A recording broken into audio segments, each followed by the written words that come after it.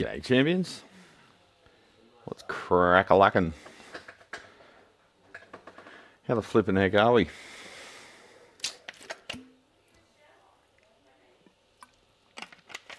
(8:30 AM) here, overcast, warm, humid, perfect. So, we had the family Christmas yesterday, all the chaos that entails. Now we're back onto tech. G'day Mark, g'day Steve. How you going, Steve? What's happening, mate? You going anywhere or are you at home? Gringo Pig, Steve Moore, Rob French. Hopefully I'm commenting in the right thread. I did watch Lyle's, I finally got a chance to watch Lyle's cooking video yesterday, but the one gripe I have is he referred to it as raw shrimp, and they were cooked, buddy. They were cooked. They're the ones that they cook on the boat. That's why they're pink. Normally they're like a translucent pale green. They call them green prawns over here. That's alright. That still looked really tasty. What did I say? Mark, Steve, Rob, Gooden. How you going, Gooden? Magisterium Guitars, Cold Acre, Nigel Gunn. We've got the whole crew here. So just a quick little, I just realised it was Saturday. I didn't know what day it was for the last week or so. I thought, oh shit, Saturday, I should try and squeeze in a Saturday live stream. So later on today we're going to go to the markets at Maruya Markets. And then we're going to go to the beach and swim. And then get lunch. And then probably start drinking again. Shh, don't tell Lyle. Those of us from Louisiana are trying to keep the secret. Keep the secret that you use green prawns. What? So when I say green prawns, okay, we're going down the rabbit hole already. Desk share. Green prawns. Raw shrimp. That's what you seppos call it. So this is what raw shrimp looks like, right? Hang on. So that's raw shrimp. And we call it green because it sort of does have a green tinge to it. It's translucent. But then it says that's raw. But that's maybe crumbed or something. But that to me looks cooked. So if you go cooked shrimp,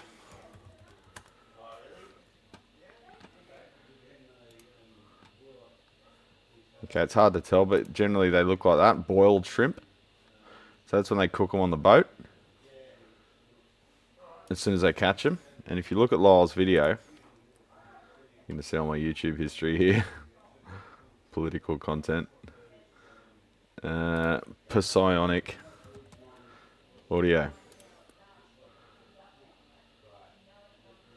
So. Just mute it for a sec. But you can see clearly those prawns, those shrimp, are cooked. They're boiled. Let's get to the bit where he peels them.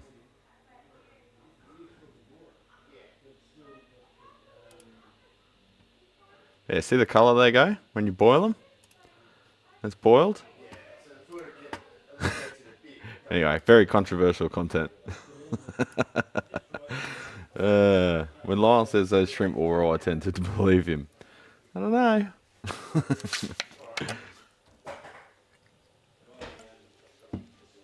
Translucent means raw cooked shrimp either turns white or red. Yeah, it's like it's a sort of orangey, pinky orange sort of colour. Don't shrimp shame the man. He knows it's all in good fun. I'm just taking the piss. Taking the piss. So let's do what everyone's favourite job is. Heater wiring. Yay. So this is the, if you didn't catch the last episode, we've got I'm building a AB763, deluxe reverb. Speaking of Lyle, pretty much ripping off his layout, which he did about 2 or 3 years ago.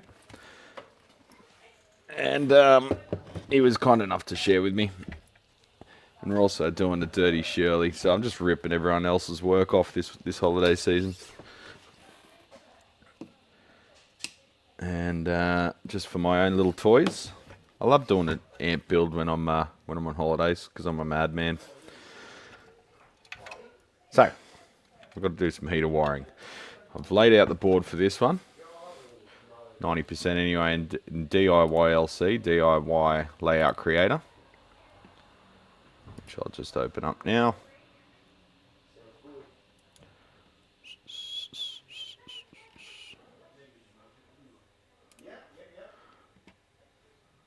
Come on, open up.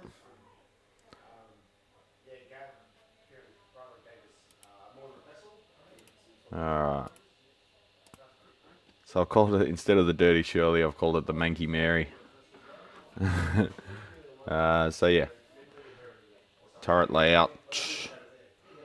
I've drawn a bunch of extra stuff in just for your edification, but you know, probably could have just done the turrets and the components, and I know off the top of my head where everything's going, but thought I'd make it clear for you, champions. You got tone stack down here. You got gain, master, treble, middle, bass, and then presence. You got your two inputs. You got your cold clapper, cold clipper settings. You know, on the three-way switch there, you get center off switch. Defaults to the 10K cold clipper, a bit like a JCM 800. And you can switch to two other settings as well. The one thing I haven't put on there yet is the heater elevation, which is actually derived from the HT. But you got everything radial caps. There is one chassis mounted cap, as you can see, right here. So we've got a 32 and 32. And the rest are on the main board, just to fill that hole, really, you know. Could have put all the caps on the main board. There's enough room there, and then just forgot about the can cap and put a cover over it. But I thought, we've got one slot there. We may as well use it. This is just a using up what I could get my hands on job, and basically I've got this set of transformers. Used Drake transformers from a JTM 45, and that was from part of that deceased estate where we went and bought a bunch of stuff, Six and I, and tested these, and they were good. Actually, this one I believe was a rewind from Alex. Alex rewound that one, so that's cool, and he would have beefed it up a bit in the process. I think that was the one he rewound. I might have another spare, I'm not sure. My memory's quite hazy. What's new? And just grabbed a 3 Henry Hammond there for the choke. So just a compact little choo-choo. I'm going to make a head cab for it. I know he's got the, on the Dirty Shirley, the chassis is offset. So the chassis is towards this way and the cabinet overhangs on this side, like an offset. The whole reason of that is to get the center of gravity of the big chunky transformers under the handle. So when you pick it up, she doesn't go whoop. But as a result, the head's about probably another 6 inches longer than it has to be. So you can make I've seen a manufacturer make a cabinet that was tight to the chassis, but then the handle was like there, and that just looks weird. So, you know, just pick it up and it goes meh, whatever. Not the end of the world. Just get some muscle in your champion. So, I just realised I've got dog drool all over my shorts. We've got Zara, the Black Labrador cross Kelpie psychopath, running around trying to get attention off me while I'm sitting at the workbench. So the front panel there will be pretty much as the stock thing. I'll just plug the spare ones because it's just for me. It's not a showroom thing. So you got your two inputs. One of them is going to be the switch. I'll probably make that the switch for the cathode on the second stage. And the other one, I'll just put a blanking plug on there, or a grommet or whatever.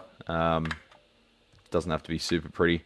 And the biggest difference will be, everything up to here will be the same. That'll be the input gain, that'll be the master. So I'll just put some, we've got a Brother P touch here somewhere, which I can make a little label on.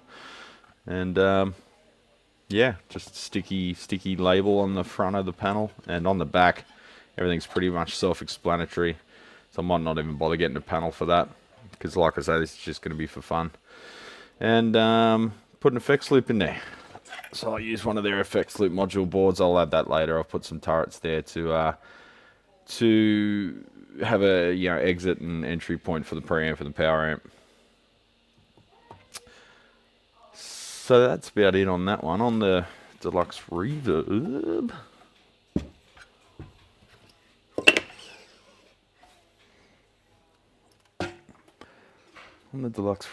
we've got a tube amp Dr. Shazzy, steel, mild steel, plated, and we've got their generic faceplate, and Hammond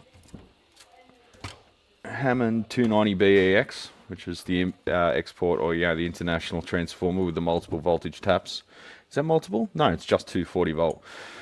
So 290 BEX, I think the 290B BEX or something has multiple voltages, but we don't need that here in Australia. We just need the 240. We've got a 194A 4 Henry 50 milliamp choke. That's for the screens and everything beyond. And then we've got I can't remember the number, a 1960C, I think it was, output transformer with the multiple taps. So I can use whatever speakers I've got lying around. I think I've got a nice used cream back, which I might put in. I've got a big pile of speakers there that I used, that I got cheap, and tested them all, and they're all, sounding like there's no problem with them. So I'll have a dig through them and see what, well, maybe might make a comparison video. Every time I say that, I never get around to it though, so, As well as our little, cute little 1750A reverb transformer, reverb driver. We've actually got the back panel on this, everything lined up, because it's the tube amp Dr. Shazzy and the face plates, so no dramas there.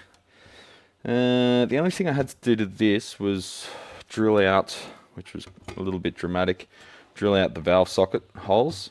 For some reason they don't make them for Beltons, which is kind of dumb, because Belton to me is like the international standard of like quality valve sockets. So I had to drill them out with a step drill to 30mm, which was a little bit scary on the drill press, but we got there, and it ended up a nice neat hole. So that's good too. Was that one? I'm forgetting which one was which. I've got photos. No, it was this one, yeah, because I put tape over it. I remember it was on the corner of the chassis. Yeah, and I didn't have to remove anything. Yeah, so that was before I started populating anything on this. I'd already populated the other one a bit. Well, put the hardware and stuff on there before bringing it. So yeah, that cleaned up rather well. I just was looking at the holes I drilled, and they're remarkably clean. And I thought, how did I get them that clean? I'm just that good. Anyway, do you have special tools or equipment to rewind a transformer? No, I do not.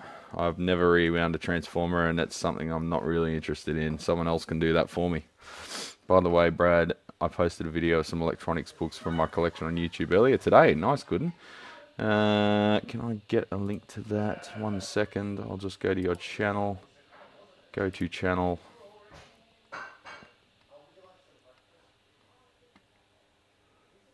"30-minute video from Gooden." I'll just post that here, champions. 1 second.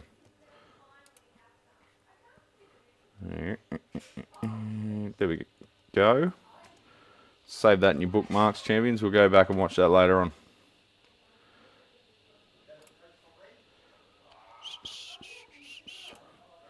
So have I got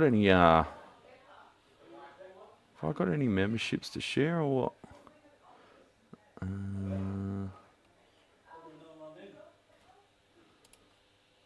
Sorry, bear with me. I'm just getting my wits about me. It's a bit of a contradiction in terms on this channel, isn't it? Wits?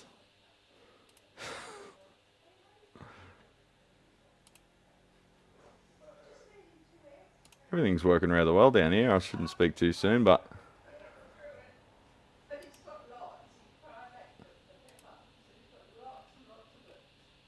Okay, I've already given away all the free memberships this month. You'll have to wait till the new year, champions.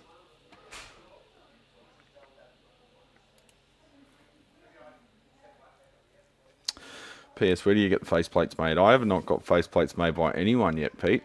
These are all just off the shelfers, including the JTM 45 ones. So the JTM 45, well, that chassis I just showed you, the one that's getting the Dirty Shirley copy built in it, or, you know, inspired by. It was an old stock one from Ivatco. So the transformer footprints changed at some point, and I think so they're Drake. The diagonal transformers are different layouts, different hole spacings, different cutout sizes, but that's to suit the old Drake. I keep getting them mixed up. That chassis was old stock to suit the old Drake transformers. Now Ivatco made the new chassis to suit the new transformers, and that became the standard chassis, but they had one or two of them floating around still. So I sent Michelle an email and said, look, have you got any of the old chassis that suit the old Drake transformers? And she goes, you know what, I think we've got one or two left. And she said, yes, but there are some errors on the faceplates. So the rear one says like speaker for every cutout. It's like they copy paste and forgot to change it. But I'm not even using a backplate, so it didn't bother me. So I got one on order and fitted in, and everything fit, so it was great. But yeah, now if you want to use those old transformers, you've got to make adapter plates or whatever. So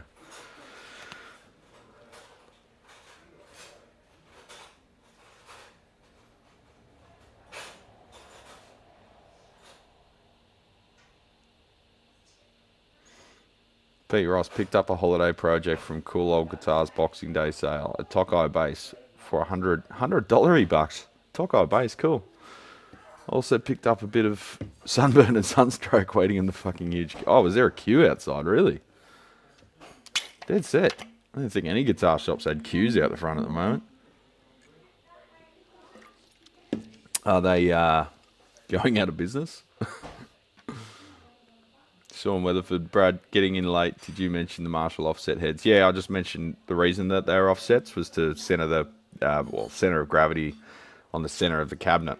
So they extended it so the center of gravity was in the center, so they could put the handle in the center, and when you picked it up, it didn't go whoop one way or the other. Like a 1959 head does with the big fuck off transformers, it just goes whoop when you pick it up. That's the technical sound, of course. The book video is a little long in the tooth and rambling, just like the guy who posted it, and my phone clipped off the last 5 minutes. Ah, well. You get that on the big jobs, good. And, you know, what's rambling to you might be very valuable content to another, and that's what I found on this channel. Silly me, I thought Boxing Day was about sports involving fisticuffs. I think it started that way. Actually, you know what? I don't even know.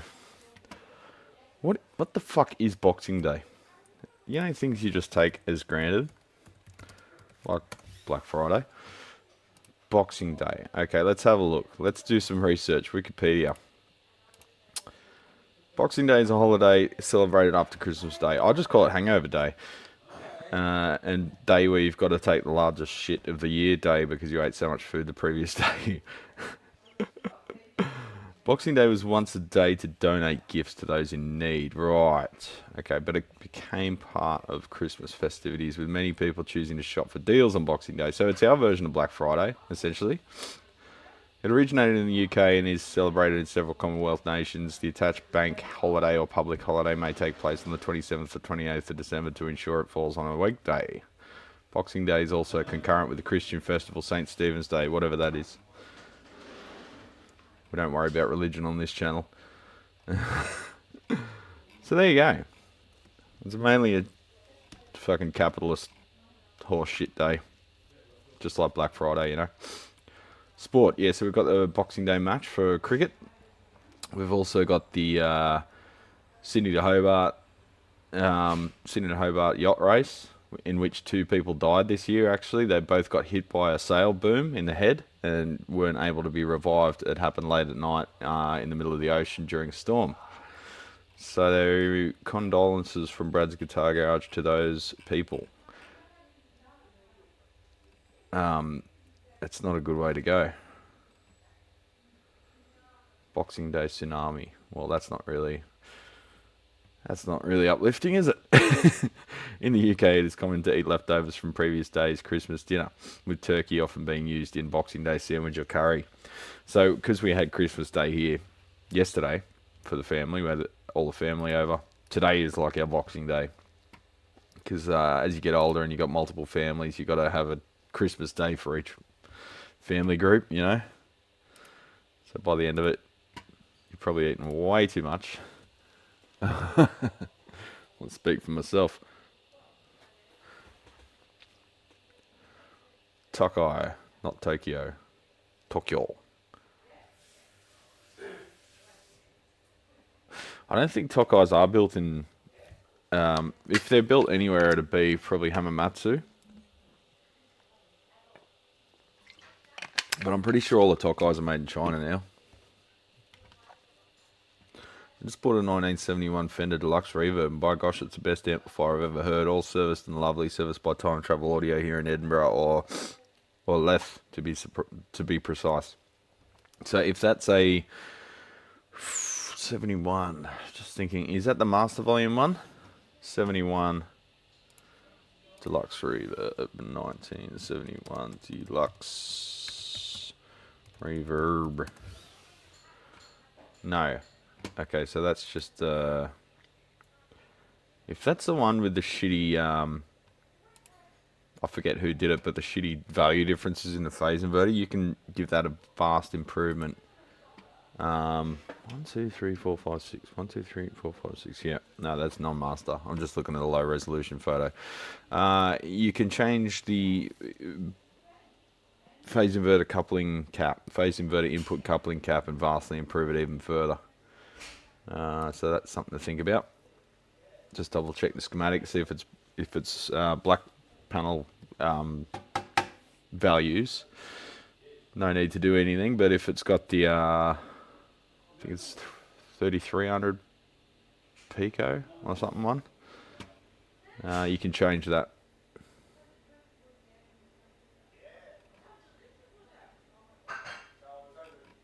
I'm trying to remember the values off the top of my head. I think they changed it to 0.01 instead of 0.001 instead of 0.033 or something. I can't remember. Point being is you don't have to change all the phase inverter caps. Fuck, let me start again. You don't have to change all the phase inverter components to be the same as the black face values. You can just scale the phase inverter input coupling cap by the same proportion that those other components have been scaled. But yeah, if you love it as is, don't worry about it. Black Fridays sometimes involve boxing. Fighting over a fucking PlayStation or something, yeah. As these entrances to cool old guitars from two streets, two lines formed. They had a batch of untested guitars outside and some inside. Should have grabbed a Yamaha RGX, but oh well. Wow, it sounds like it was a bit of a clear out sale, eh? I've never seen a Tokai guitar in the flesh, not ever. Probably a few made it to the East Coast USA. We have quite a few over here because there's a lot of people, a lot of music shops, secondhand music shops that just bring in pallets and pallets of stuff from Japan, just like trash, and they do it up and sell it. Six being one of them. So he brought in a bunch of Tokais, like springy sounds and stuff. Oh, I'm impressed. They're really nice. He knows about all the factories they were made in over the years and whatever.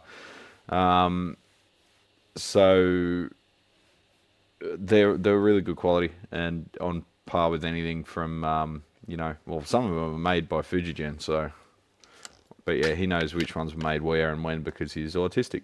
I don't remember that shit. So go down in value. I think my 77 has... Okay, let's dig into it. Let's have a look. I think I've got a little Deluxe Reverb folder saved on my computer. Let me have a look. Downloads. Maybe not. I think I deleted it. Ah, fuck, I did too. Don't you hate it when you delete something and then you remember 5 minutes later? Oh, shit, I wish I didn't delete that. I'll just download it again and compare the two generations. Let's hit this nail on the head, champions, instead of guesswork like usual.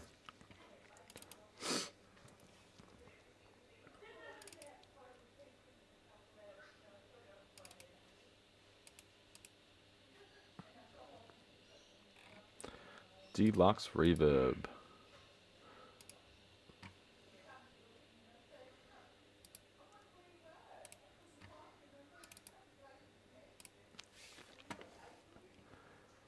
Alrighty then.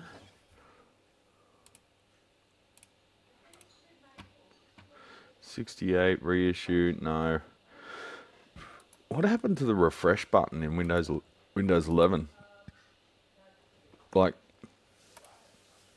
now there's no refresh button in it in the folders in Windows Explorer, and you think to yourself, well, maybe they made it so it just automatically refreshes and you don't have to, but they haven't. Like, you'll download a file, it won't show up, and you're like, where the fuck is it?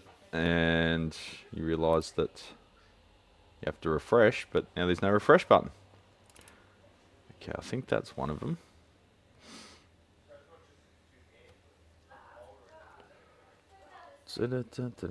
Control Shift Plus. If you don't know, that makes the schematic rotate without having to pay the toll. Yeah. Here we go, champions. Alright, so it's a bit shitty resolution, but AB763, the classic. Alright, now we're cooking with gas. Alright. Just frame it properly. Alright, screen share. I think I need a wider lens on the Sony A. It seems a bit, it's good for that view, but when it's a webcam only, it's a bit confronting. So let's have a look at these. So here is your traditional, let's go to the hand so you can see where I am. Here's the traditional AB763 setup. You've got a 1 nanofarad input. You've got 100 nanofarad on the feedback. You've got a 470 and 27K. And you've got two 1 meg grid leaks. Then you go to your one. You got a 10 nano. You got 330K grid leaks, a 470 ohm and a 22K. You got the same feedback and the same feedback resistor divider values as well. So they've divided these they've divided the grid leaks by 3, but they've multiplied the input cap by 10. So if you multiply the input cap by 3 instead of 10, all of a sudden you get the same frequency response as the stocky. You don't have to recreate all these values. You can just change that one cap to like a 3.3 nano, and bam, you're back to the same frequency response. So that's what I was trying to explain. And everything else is pretty much the same. So with that one, with this one weird trick, you can turn your silver face into a black face, response-wise anyway. So yeah, give that a try. For the value of one cap, you could even go at 2.2. But yeah, I'll just go 3.3, scale it the same as the others. Yeah, Rob's all over it, 330Ks into PI grid leaks. Don't want to plug another channel, but someone just made a history of the Squire that has a lot of... You can plug another channel if you want, Steve, as long as they're not a massive nuffy. Does F5 still trigger a refresh? I'm not sure. Let's have a look. F5. Nope. Oh, hang on. I'm on function keys. Yes, F5 does trigger a refresh. Does Control R still? I think Control R does as well.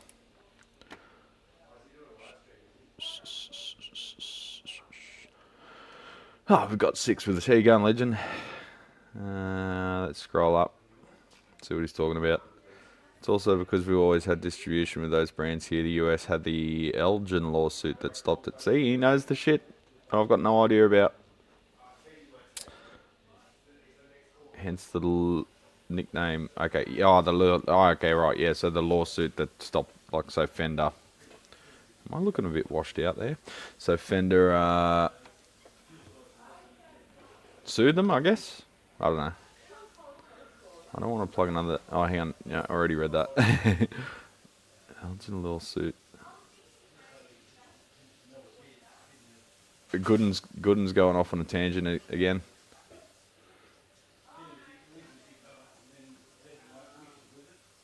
5 Watt World. Squire history. Okay. 5 Watt World, he's got a lot of energy, that dude. He's always making these massive videos. Alex, how you going, legend? Creeping away in the background. Anyway, enough talking shit. Let's do some heater wiring, eh? Now I'll put these jacks and switches in place, and now they're in my way, so I'll remove them.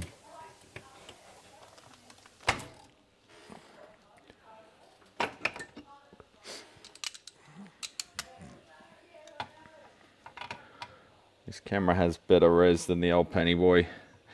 Yeah, I still don't really understand that, because the resolution's nowhere near what the target, like the maximum resolution capable by the camera is. But it's the way it skips the pixels or whatever, I guess. I don't know. Whatever. Again, Six knows a lot more than me about that stuff. But I make more videos than him, so meh. Yeah, the Sony on the face is good because you actually have focus. The thing with the penny boy, I've got the GX85 up there on a tripod. I've got a shelf across here, and I've shortened one leg, so the 2 legs are sitting on the workbench and the back leg's sitting on the shelf, and that's given me a lot of elevation for the overhead cam, which you see here. I've got a Lumix, a Leica 12 to 60mm, fantastic lens. But the thing with the penny boy, she doesn't like focusing unless it's recording video. Right, so see that? But if I hit record on it, I've got an SD card in there. Okay, now it's recording. Now it'll focus on my hand. See that? So I think a lot of the problem with the Panasonics is they don't bother to focus unless it's actually recording, and then the focus works good. Fancy that. It still pulses and shit, but it actually, that's pretty quick. You know, for a penny boy. So all these years, I probably could have just pressed record and had a dummy, well, you know, just a SD card in there and just erase it afterward. The workarounds you've got to do to get shit done, champs. Oh, someone's cooking toast. Either that or I'm having a stroke.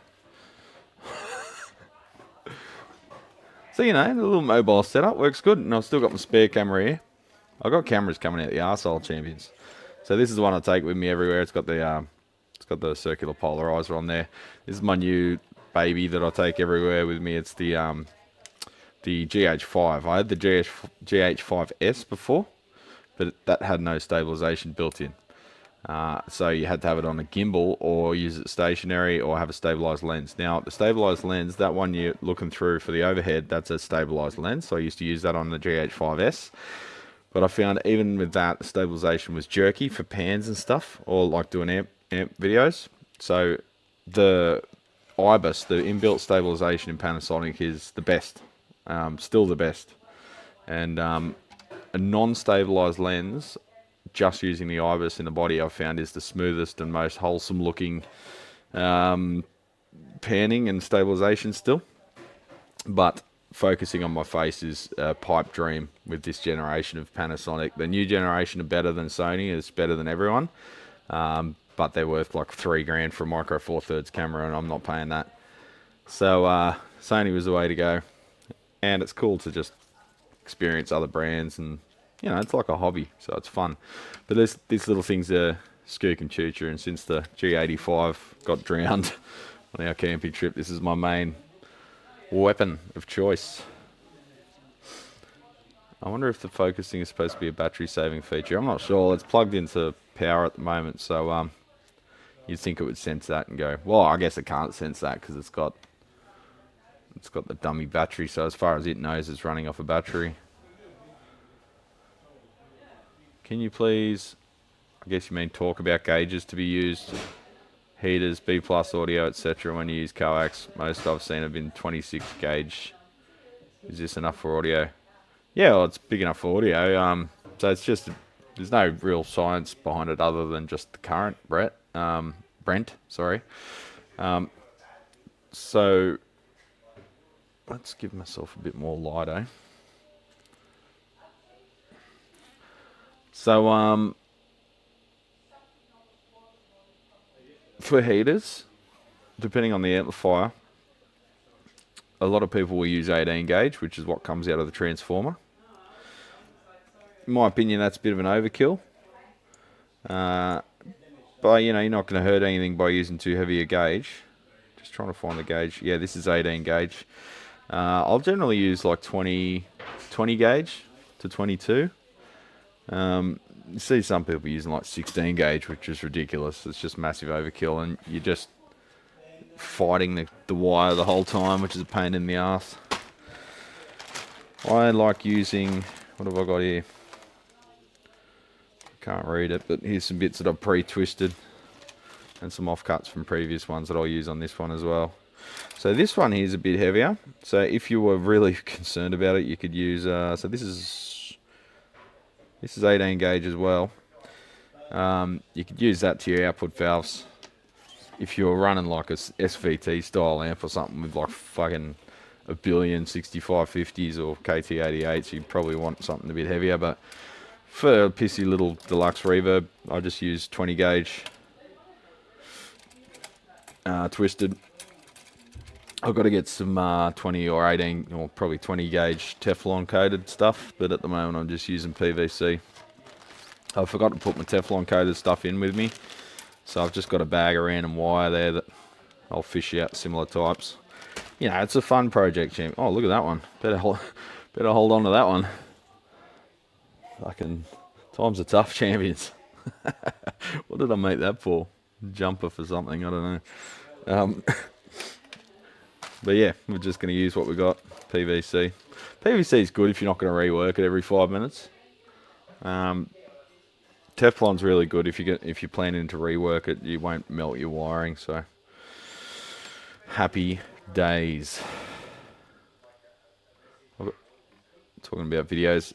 6 says, I've got 4 that are almost completed editing. I'll be scheduling them for upload starting in January, hitting things harder this coming year. Well, I hope you keep it up, because you keep saying that and then nothing gets released. Don't be a gunner, be a doer. 6. Where's that Japanese video of us in Japan? Did you say the audio was fucked or something? The tour of Yamaha?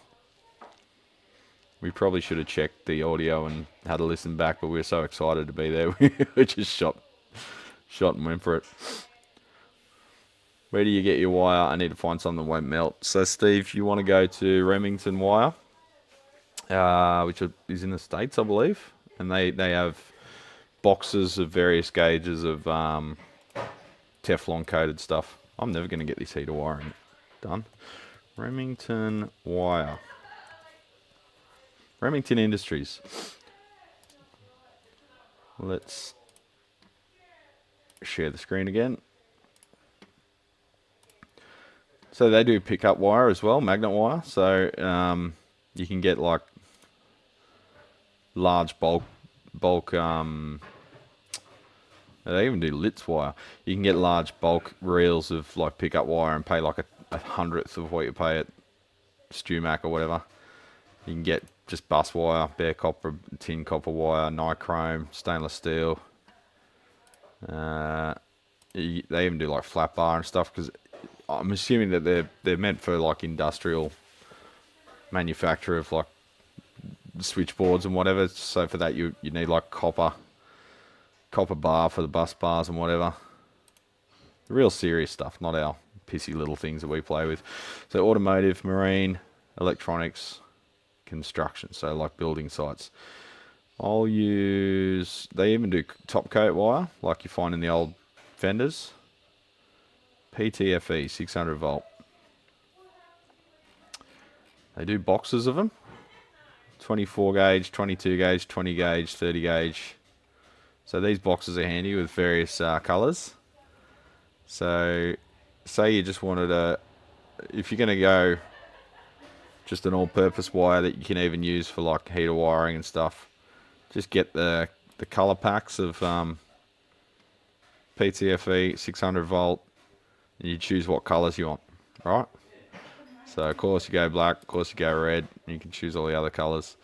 And you can choose the reel length. Piss off. So I just went 100 foot and then chose all the, basically one of each colour. And that's what I've got at home in the 22 gauge. But I should probably get some green, say 20 gauge or 18 gauge for heater stuff. I'll probably go 20 gauge. And like I use this stuff in the blue and yellow for the Vox heaters. And that's good because the around the output valves, the PVC eventually dries up and cracks. Particularly the stock stuff. So this will last forever, this shit. You could wrap it around your soldering iron for fun and it won't even, it'll just laugh at it. It's good stuff.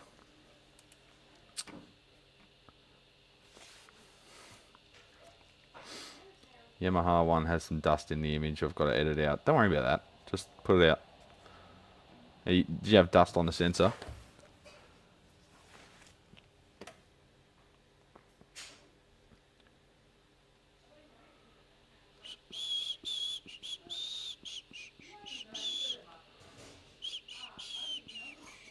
I wonder if the focusing is... Oh, hang on. Yeah, you already said that. I scrolled back. I'll probably use 18 to the power tubes, then 20 or 22 for the heaters. Overkill or not. Yeah, it's alright. It's just good luck getting a 18 gauge through a Novel socket, Jim. Particularly where you've got to parallel them up to daisy chain them. So don't set yourself up for failure. Start off with one that's comfortable to use on the Novels at least. And if you want to upsize for the octals, go for it. I've just got some of that PTFE. It does not melt. I held my iron on it. It's a smaller diameter jacket. Just takes a little getting used to. Yeah, so the stranded silver-plated PTFE jacketed stuff is the best. It's awesome. I don't like solid core wire. You bend it once, okay. You bend it twice and it snaps. So when you're trying to rework, say you've got to change a socket or something, you have to pull it out of the eyelet. Sometimes you've got to bend back what you bent and it snaps off, and then now it's too short and you've got to replace the wire or try and stretch it, and it's always like 1/4 of an inch too short than what's convenient. So 18 gauge works. I use that on octals. Yeah, but what about the Novels? Can you get two 18 gauges through one Novel socket? Let's find out. That's 18 gauge, 0.823 millimeter square. Just get my strippers. Time for alcohol and strippers.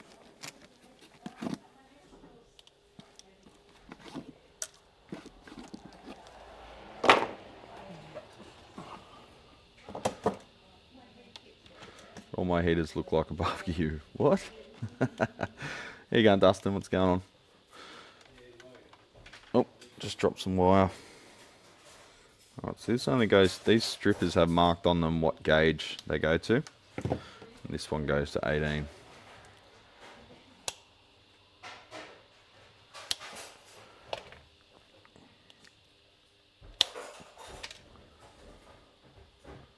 Second notch down. 18.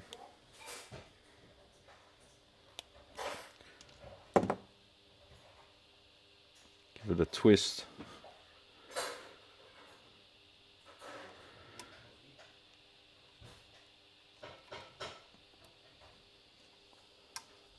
blue tack. Where's me solder?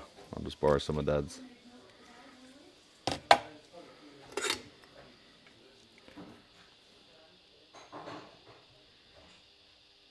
What's he got his temp set at? Oh, it's gone into sleep mode.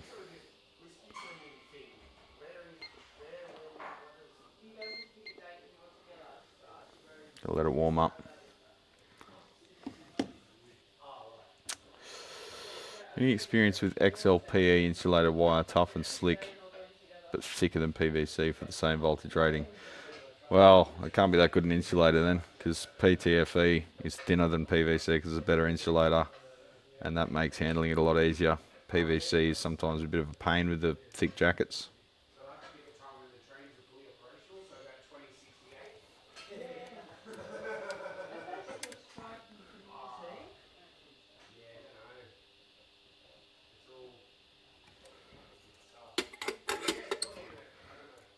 And that does not pass through the eyelet of a belt and socket.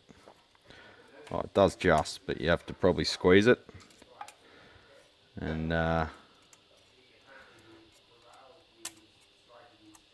yeah, not fun, but that would work through a octal no problem.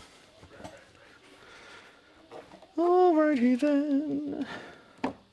Alright, so what I've done, champions, let's twist it around so we're working on the closest side of the chassis.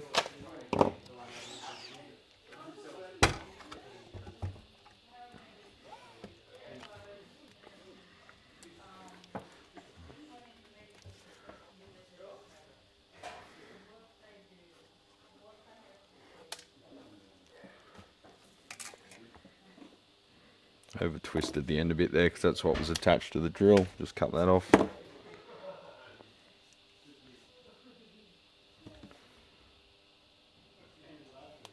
.20 gauge.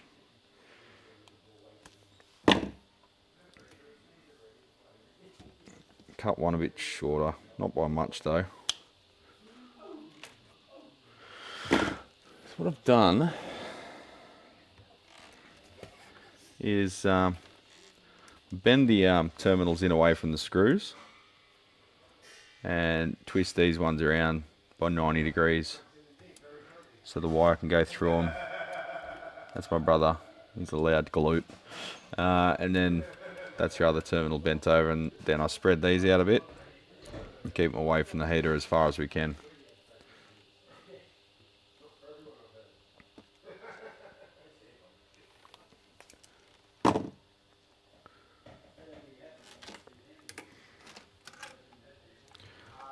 Just tilt the camera a little bit more. I was trying to avoid crutch cam, but when it's zoomed in, I've got the amp halfway across the bench to work on it.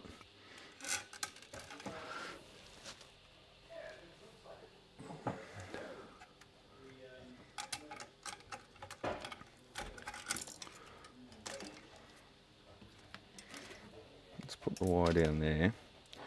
And you can see me tin it and everything.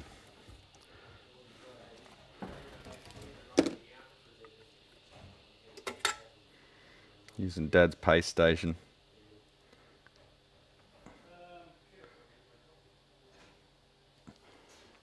MBT something or other.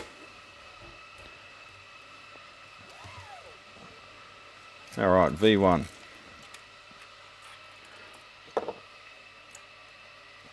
So I'll sort of go, probably want to start from this side, go through this side. That's focused on my hand. There we go. Give it a bit of a bend.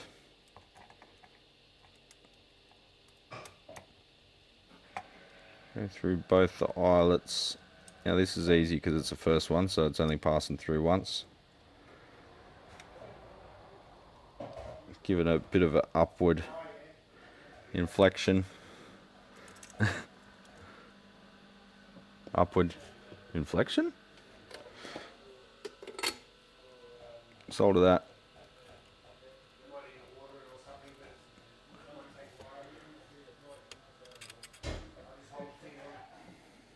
No tack soldering.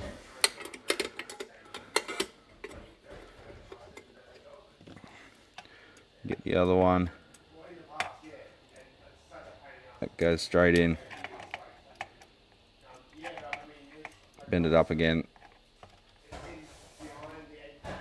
And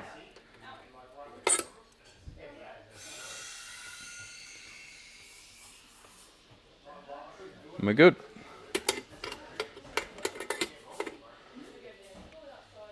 Cut off the excess. Try not to cut off the tip of the terminal. That's one. Repeat that 6 times. Now I'll run the wiring sort of on an angle like that. See that? So it's, again, you'd sort of miss the fitting screw, but you're as far away from the grids as you can be. It gets a bit trickier as you go on and you've got multiple leads going through each eyelet.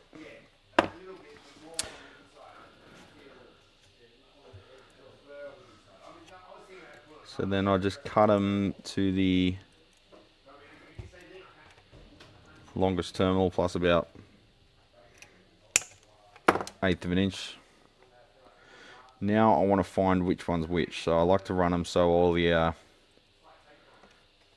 pin 9s are connected together and all the pins 4 and 5 are connected together.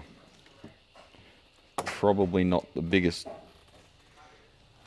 problem, but I don't know, just never really thought about why I do that. Just keep them all in phase. But just quickly, I'm going for a quick squeege, so I'll be back.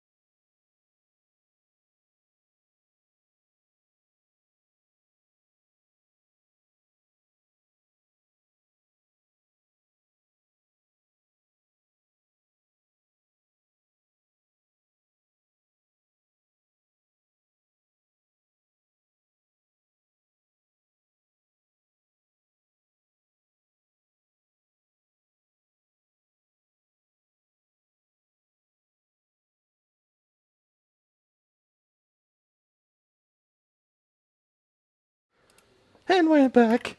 Hope I didn't scare you. This is why I do straight heaters, boys and girls. Mate. Mate. That's okay if you're on a DC. Nah, in all honesty, like, you probably can. I just like doing them like this. It's not hard. Just gotta bloke up a notch, mate. Sounds like Feels like you're whining a bit there, Alex. Just joking, we're mates. Right. Ding, ding, ding. So, which one am I going to cut short? Not you. The other one.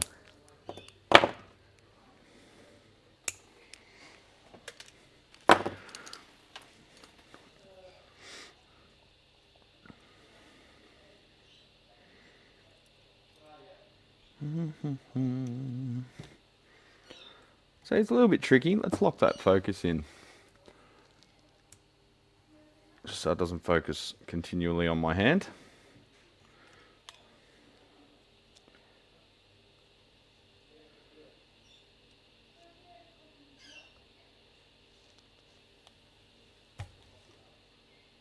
Managed to get some thermal wire strippers. They're not cheap though. And they don't really help much with the PTFE stuff. I think you can dial them up to the point where they do melt, but Brad won't use cloth covered, but he has to use the same shade of green. Yeah, I mean, you could just get two colours. That's the logical thing to do, Jim. But who said I was logical? But Richard, speaking about whiskey, let me just grab whiskey show and tell. Hang on.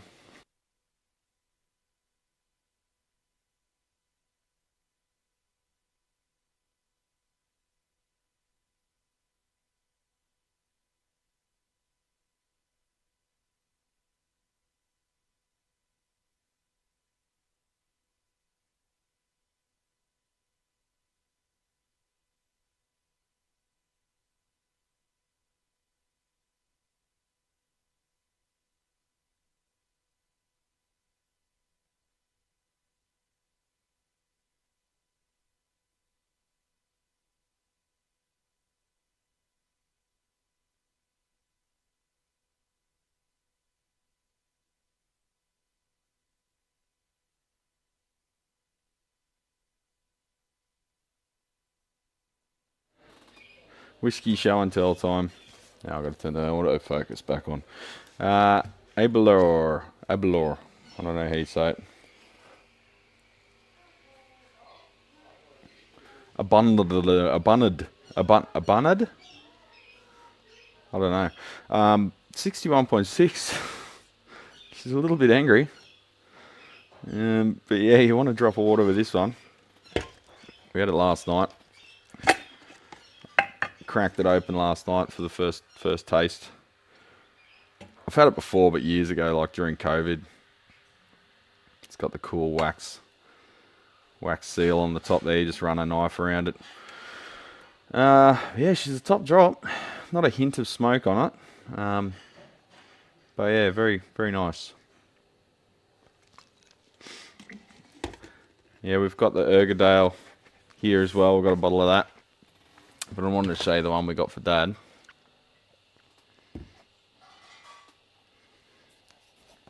Archie Rose, tailored for you, or for Dad.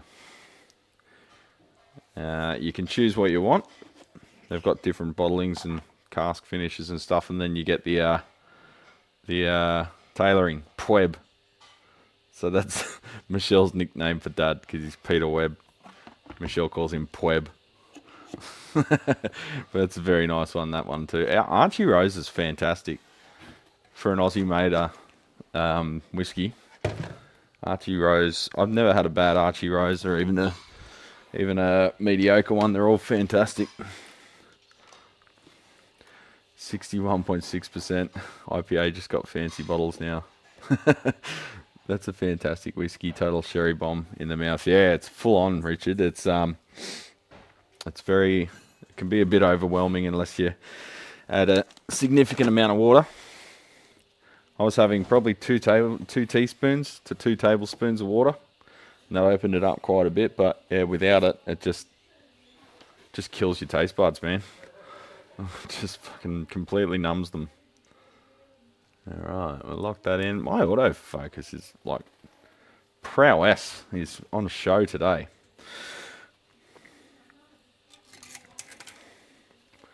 Just Panny Boy trying to give me buyer's remorse for Sony. It's just, I brought all my camera gear on this trip. I didn't realise how much I fucking slowly built up. I've got so much camera gear now. I've been selling a bit of it off since I got the Sony. The whole idea was I was going to have just one camera at home, the GH5, this one, and then one camera at work, and that was it. But then I'm thinking, well, I've got the little GX85, which is handy as the overhead cam, so I can just leave that always in place, and it's also fantastic for traveling because it's tiny. So then I'm thinking I'll hang on to that one, and then because it's micro 4/3, I'll hang on to half my micro 4/3 lenses too, and before you know it, I'm just back to the full collection again. Is that a 24-year-old? It doesn't have an age statement.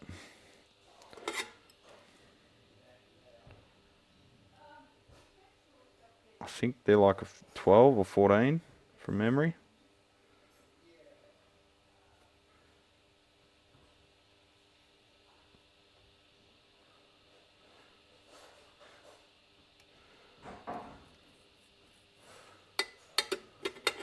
Pretty sure that Tokai are only made in Hamamatsu now. Shohei sold Dad's company, and the new owners stopped any outside manufacturing. Oh, okay. Those legacy model Tokai guitars are equivalent to shitty J&Ds. Legacy model Tokai. So Tokai had those real cheap ones. They were like $300, and yeah, they're not great. But the old Tokais, the springy sounds in that, they were pretty sure they were made in FGN factory. But as I said, Six can enlighten us on that one because he's across it. He's all over it like a, I don't know what. I was going to say a bunch of stuff there, but probably don't want my stream to get taken down. So we'll stick that one through, right through the guts. Actually, I can go another wind under that, just to keep the wind nice and tight like a tiger. We watched Hot Fuzz the other day. His dad loves the movie Paul, with like Simon Pegg and Nick Frost. But I said, have you seen any of their other movies? He said, no. I said, oh fuck, we've got to watch Hot Fuzz then. I love that movie. Caught by the fuzz.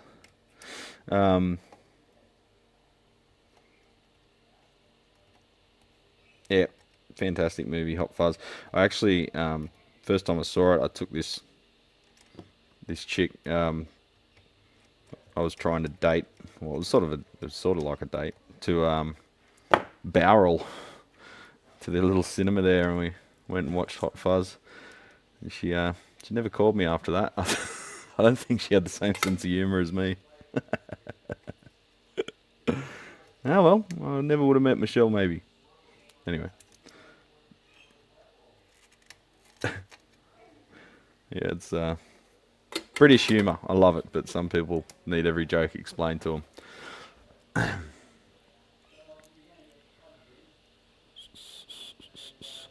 Hit the like button, guys. Yeah, that's right, Alex. Thank you.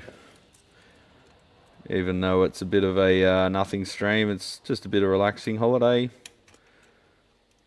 Fucking about, eh?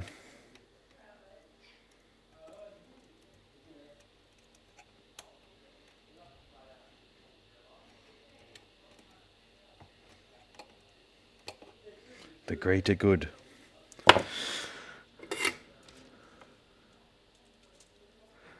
Yeah, I haven't seen Peep Show yet. I've seen shorts and stuff, and it looks pretty funny on YouTube.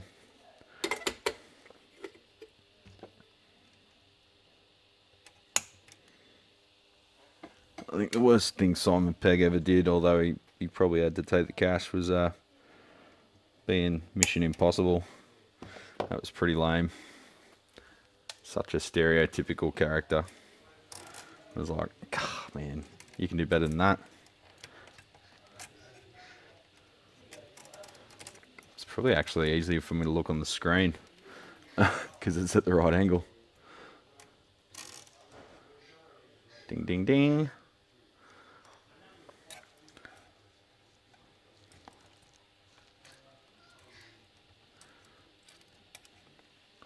Ding, ding, ding. Looking good. This is the nitty gritty stuff that you guys like watching, eh? I used to really focus on this stuff, but got a little bit preoccupied with like sort of big picture videos, whereas you probably just want to see shit like this, don't you? How the sausages are made.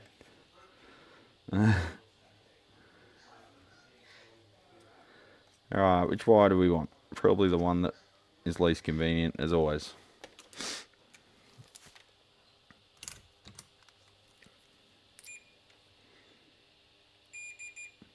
No, that's good, that's good. So that one stayed long. That one cut short.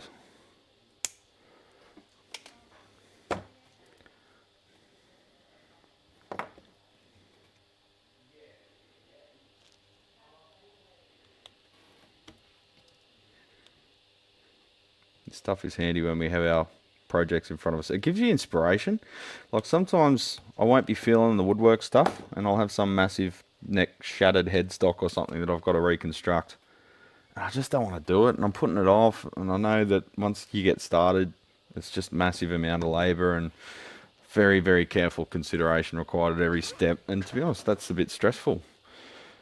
So I'll get on and watch a Ted Woodford video, and then you get excited, and you can't wait to get the chisel in your hand, you know? So sometimes, although you're not learning much from it, it's inspirational. It gets you excited about a project that you might have been putting off. You go, it's not that hard, and it looks like it's actually a bit of fun. And I enjoy heater wiring, to be honest. A lot of people don't like it, but I find it relaxing. It's just not a massive amount of brain power required. Brad makes stripping look sexual. I know, right? Crazy. What do you get up to for Christmas, Alex? I haven't talked to you since Christmas Day. Hope you're not working, mate. I hope you're kicking goals and filling holes or something. Got to get back to that brewery, cuz. Down there at Melbourne. Round 2.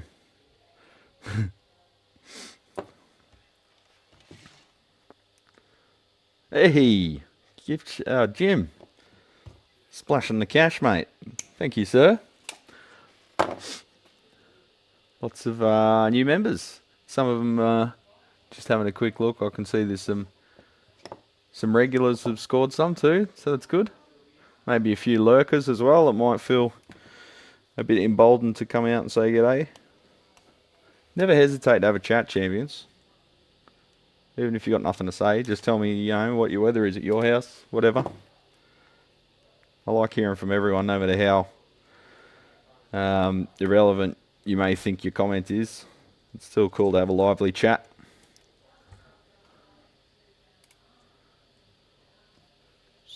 Decided to literally do nothing for Christmas. A lot of people did this year, because down here is a very popular holiday destination. And some of the caravan parks and that, they're fucking pretty much empty, eh? Everyone's broke. It might have changed though, because yeah, like Boxing Day and the day after is usually the day that everyone's finished their family local Christmas and then they go on holidays. So usually the 27th, 28th is when all hell breaks loose down here. So I might be changing my tune once I try and go to the markets and visit the fucking beach. Yeah, we've been swimming every day, going for a nice swim at the beach. I want to go to a pub or brewery today. I might see if we've got time for that. We usually go to, if we go as south as Tilba, we'll go a bit further down to Bermagui. Go to the docks down there, and there's an awesome fish and chip shop. and Camel Rock Brewery, which is on the road out to Bermagui. And saying all the funny Australian suburb words for you Yanks. Tilba's dangerous though, because there's a jewellery shop down there that the girls love, and every time we go there I can't get out of spending about $300 on jewellery.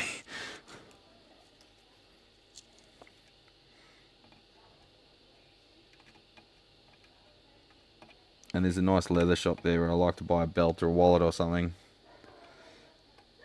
It's all handmade in-house. Good pub too at Tilba. Little old school hole in the wall pub.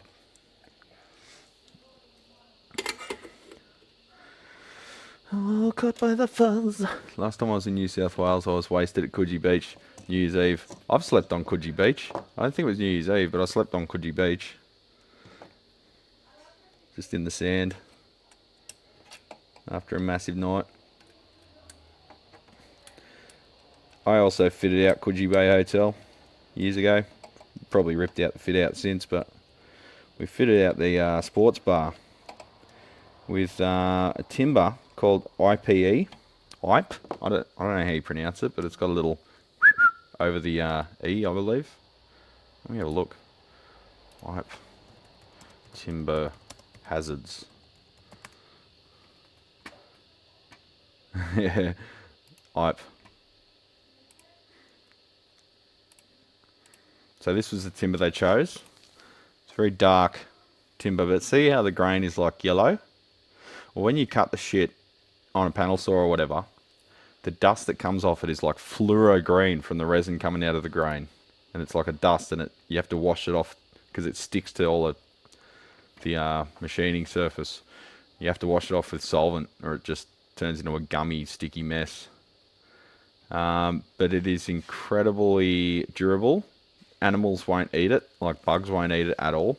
It's got the same fire rating as concrete and steel in Australia. So you can make a deck out of it, and they basically consider it non-combustible in terms of a like a fire hazard for like bush fire rating. It's incredibly hard and dense.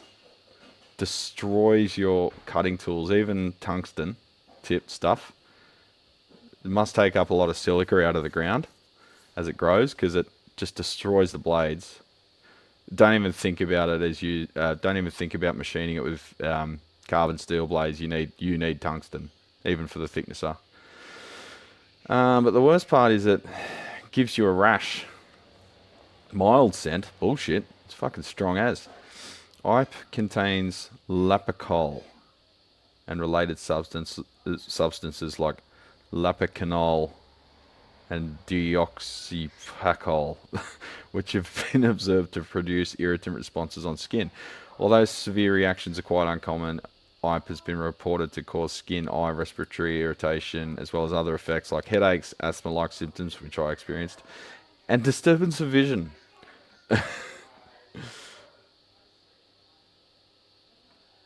So it's been restricted since, so yeah. Yeah, so that's what we fitted out the Coogee Bay Hotel with. Crazy shit. But the this is a really good page. I should save this. It goes into like the micro bloody photographs of the end grain. Yeah, I better bookmark this page. That's a cool page. Oh yeah, cat sling and a fucking fuck off Amazon Temu bullshit. Fucking horse shit they try and sell you. So yeah, what happened was if you freshly machine a piece, you want to machine it with the grain. So say the grain's going this way and the slab's going that way. You want the blades to cut this way. So you're feeding it through like that, but what that does is it pushes down the grain, and then after the tool's gone past, particularly if it gets exposed by a little bit of moisture, the grain lifts back up again, and it's like fiberglass. If you accidentally run your hand across the freshly machined surface, you get these tiny little pinhole bits of timber, like microscopic splinters, like hundreds of thousands of them, into every pore of your skin as the piece goes past your arm, and that forms a rash, and your body naturally tries to get rid of these grains of timber by sending white blood cells, and you end up with these little rash all the way up. And if you don't like try and get it out, I use sandpaper and literally sand on my skin to get them out. Otherwise, they form like little pustules. Like fucking bad shit, man. G'day, Lyle. How you going, legend? I was just taking the piss out of your prawns earlier. I was just saying how you actually use cooked prawns. They were boiled prawns, not raw. But you might have been referring to the fact that they weren't grilled. I don't know. Pipe weather's grey. Yeah, pretty much all timber weather's grey. Stays mouse brown with UV protect. Kind of like that hard timber grey look though. Like the almost like driftwood sort of finish. But it's like poison ivy. Do you have that there? I think we have it here, but it's not common. It's like introduced. It's not native, but we've got other native shit that will fuck you up. So, you know.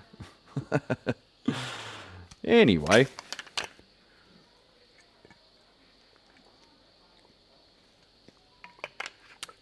They were raw, fucker. Were they though? Were they? You have to rewind to the video where I demonstrated the difference between cooked and raw shrimp. No, it was great. I enjoyed the video. I watched a bit of it the other day, but I watched the thing in full again last night.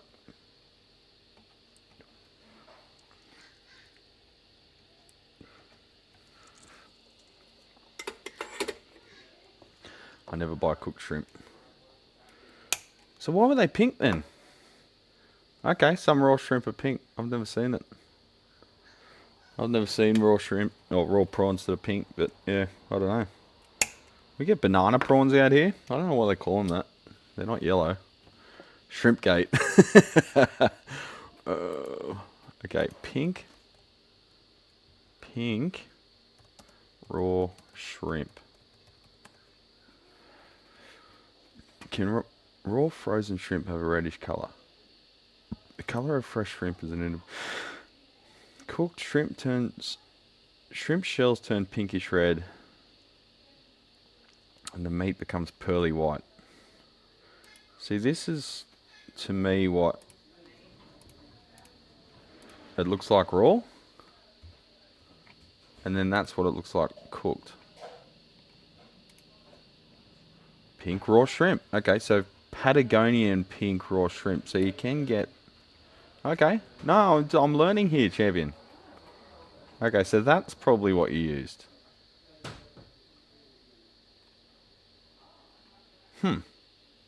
I've just never seen it over here. Patagonian pink raw shrimp. Well, I'll be damned. I assumed that I was the uneducated one, as always. I will defer to Lyle for pretty much every aspect of life. Not only has he got more years on him than me, but he's quite cultured, whereas I am not. Alright, you win. Those are different shrimp. Okay. I have waterfall figured bazinga. They have to cook shrimp due to the diseases that got introduced in the ocean. That's why pink. Well, over here, yeah. But over there, maybe not. But I don't know because I watched a documentary about it. Shrimp and prawns are biologically different. I usually buy fresh Gulf shrimp, but had to get frozen, right? Purple heart. And we're talking about timber and shrimp mixed together.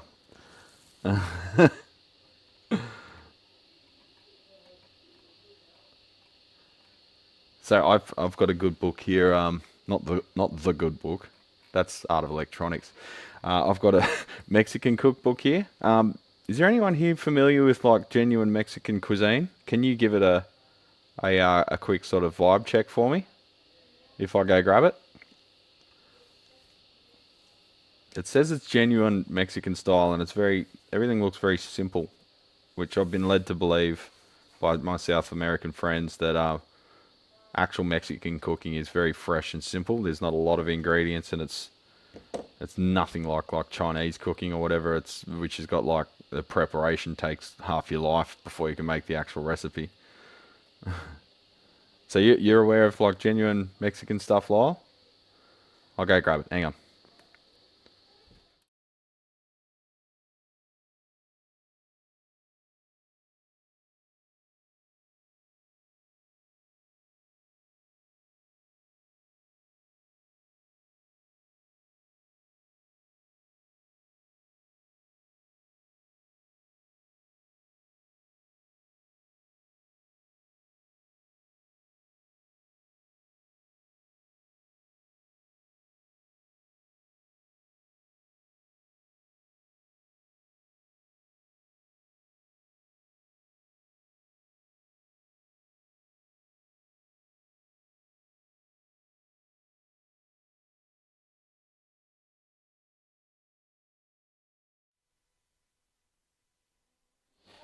And we're back.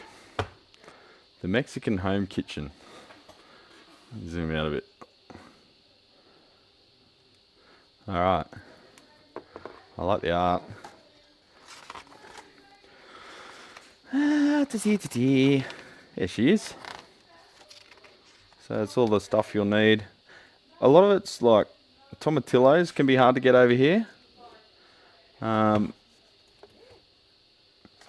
Let's get the focus happening.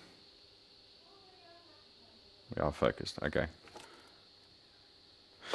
So yeah, some of the peppers are hard to find over here. Ancho peppers, arbol peppers, guajillo peppers. Jalapeno we find everywhere. Serrano, yeah. Over here you just get, in the country in particular, you just get like generic long, I'll go get them. They're just like generic long cayenne peppers. They can be varying in heat. Oh, where'd the chilies go? Ah, up here. Okay. I'm just seeing showing them pretty much all we can get here.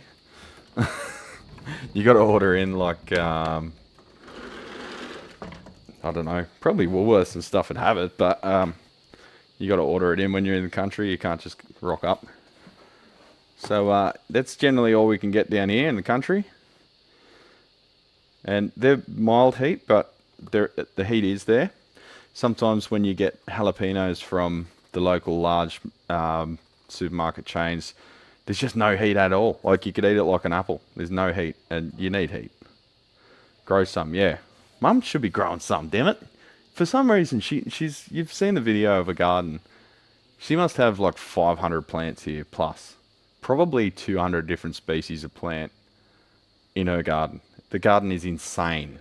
I should do an update video because some stuff's changed since my last one 2 years ago, whatever it was. But yeah, I grow them at home. I haven't had time this year because it's just been insane at work, trying to keep the lights on.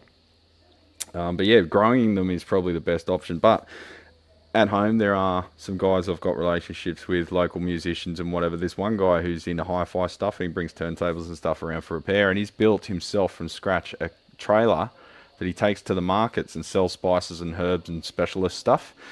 He used to go to the Middle East to source these things for a holiday, and then he'd get it boxed up or palleted up and shipped back. So he was literally like a spice trader in modern day. And if there's anything I needed, like anything exotic, he'd go, yeah, I can get that. And a month later, a package would just turn up. And he's got these, exotic ingredients. So yes, getting the correct peppers down here is difficult. I'm going to look in to see if there's any local farm gates around here, they call them, where farms grow stuff and sell direct to the public. And they might have some more exotic stuff or harder to find things. So you got all the different types of peppers, but we can sort of make ends meet with them. Cumin, cilantro, as we call here, is coriander. Black peppercorns, bay leaves. Yeah, that's the bay leaf that no one knows what it does. That's right, Lyle. Oh, hang on, Dustin's correct me.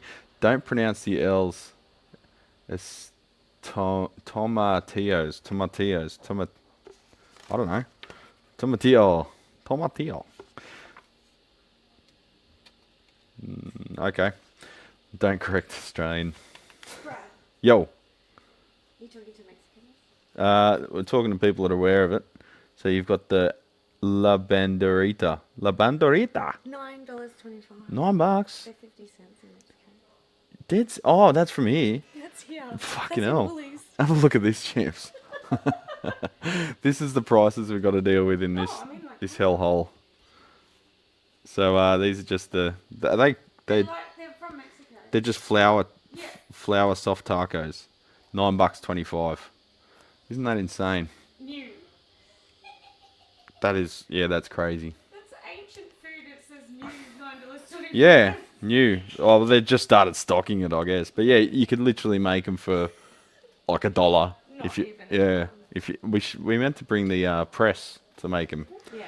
Shell got me one a while back, so that is insane. Yeah. I spent 3 months traveling around Mexico and Guatemala in 2008. Nothing but local food cooked in various kitchens, cockroaches on the wall upwards. Everything was simple and delicious. That's the way to do it. Cockroaches just add flavour, bro. Cut one of those, smash the seeds, put them in a bit of nice olive oil, add a splash of liquor, let it sit in the pantry for a couple of months. Hi Brad, Don here, Croydon. I'm allergic to shellfish. Okay. You can make your own for about 50 cents. Yeah, that's what we were saying. Like $1 worth of ingredients, you can make like 100 of them.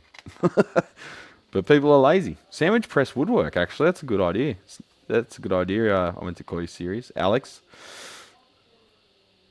You could buy a massive bag of masa for $9. Yeah, well, trying to find that here is impossible. You just can't get it.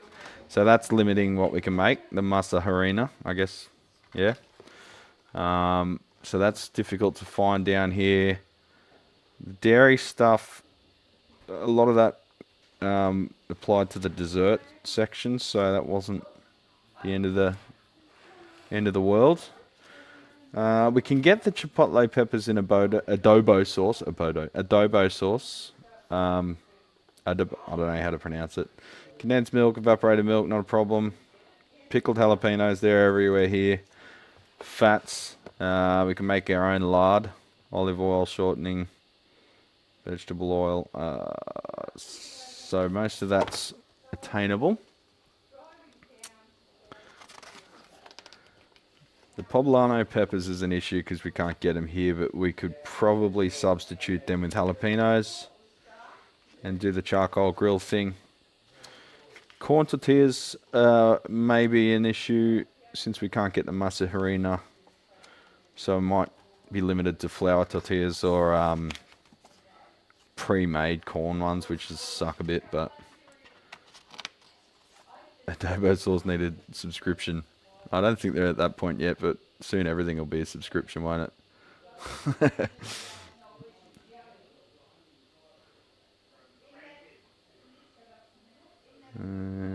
Brad needs to grow wheat and build a mill too.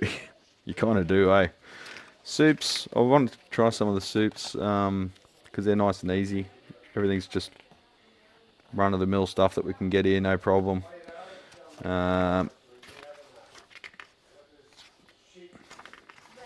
It's making the salsas. I already made one out of leftover stuff because Michelle made some, what do you call it? Relo relish. So over here we call relatives relos, and she made some Relo relish jars for Christmas to give away as presents. Corn is garbage food anyway. What? No, it's not. Poblano are also a lot sweeter than jalapenos, right? So some of the jalapenos you get over here are monsters. They're like 6 inches. So I don't know that they're actually jalapenos. Surely Australian grows corn. Yeah, we grow fuck tons of corn. But just, you can get corn flour, but it's not masa harina, which has been, well, let's go back. Masa harina is the flour that is used to make tortillas and several other Mexican foods. To produce masa harina, corn is first cooked in lime water in a process called nixtamalization. What do you got here? Oh, Don Julio. Yeah. My favourite one, $98. $98. So how much are you guys paying for Don Julio? Because that's what we're paying. $100, and that's on offer. That's an offer, yeah. Normally it's $130. I used to get it for $18 in Mexico. $18. That's like spirits in Japan. Everyone, this is Fiona. Hello. This is I keep forgetting to say my sister-in-law. My new sister-in-law. Married to my brother here with a finger up his nose. There he is. That's Jace. I'm not sure if you met Jace before or not, but here he is. Someone has poked my nose in before, but I know nothing about amps, so it's not often. You just know what you like, mate. Yeah, that's it. Same with the whiskey. I can't smell shit, but I know what it tastes good. Jace has lost his sense of smell. You get that from years of not showering. Well, someone didn't shower, I don't know. Got to shut it out somehow. That's right. So Jace is a drummer, but we won't hold that against him. Not until my arm gets better anyway. Yeah, he's done his army, and he was out because they got married in Cambodia. Yeah. He was out there getting some photos on a nice river, and he's sort of like getting in the middle of the river, but he was wearing thongs and slipped on a Should have ditched the Chinese safety boots. He's gone natural. Chinese safety boots, yeah, or Vietnamese safety boots. Cambodian. Cambodian. Safety boots. Yeah. It all went awry. So then he slipped over, and the first thing that hit was his arm backwards. He overextended his shoulder, and now his shoulder's fucked. Yeah, So tore all the tendons. So Yeah. I'm left-handed now. Stranger danger 24/7. stranger danger. Now you're married too, yeah. Yeah, well, there we true. go. So it's all good. That side of it's not the end of the world. Fuck, it feels like beer o'clock, hey? It's 10 o'clock. It's getting there. What do you reckon, Dad? Beer o'clock? Close, mate. Reaching beer o'clock, I reckon. Yeah. Down you, mob. You mob? Do you want a mic? No, All right. yeah, I'm not taking the Put tool. those in. What are you doing? You getting the soda stream up and running? Just put the gas bottle in, yeah. Ah, cool. We'll get. Are we gonna do a big Clive and Yes. carbonate tequila later on? Let's carbonate some dumb shit. Woo! We're just going through the recipe book because we've got some people more culinarily educated than I, and we're just seeing if some of these recipes are sort of genuine looking. Oh, yeah. Because it says it's is it? genuine Mexican, but there's a lot of Mexican books that say they're genuine and they're not. But the Mexican cuisine over here it's a bit like Chinese and Thai cuisine. It's been westernized. Yeah, they don't have tacos. No, Like. like we've got the old El Paso bloody bullshit in the packets that everyone thinks is Mexican food.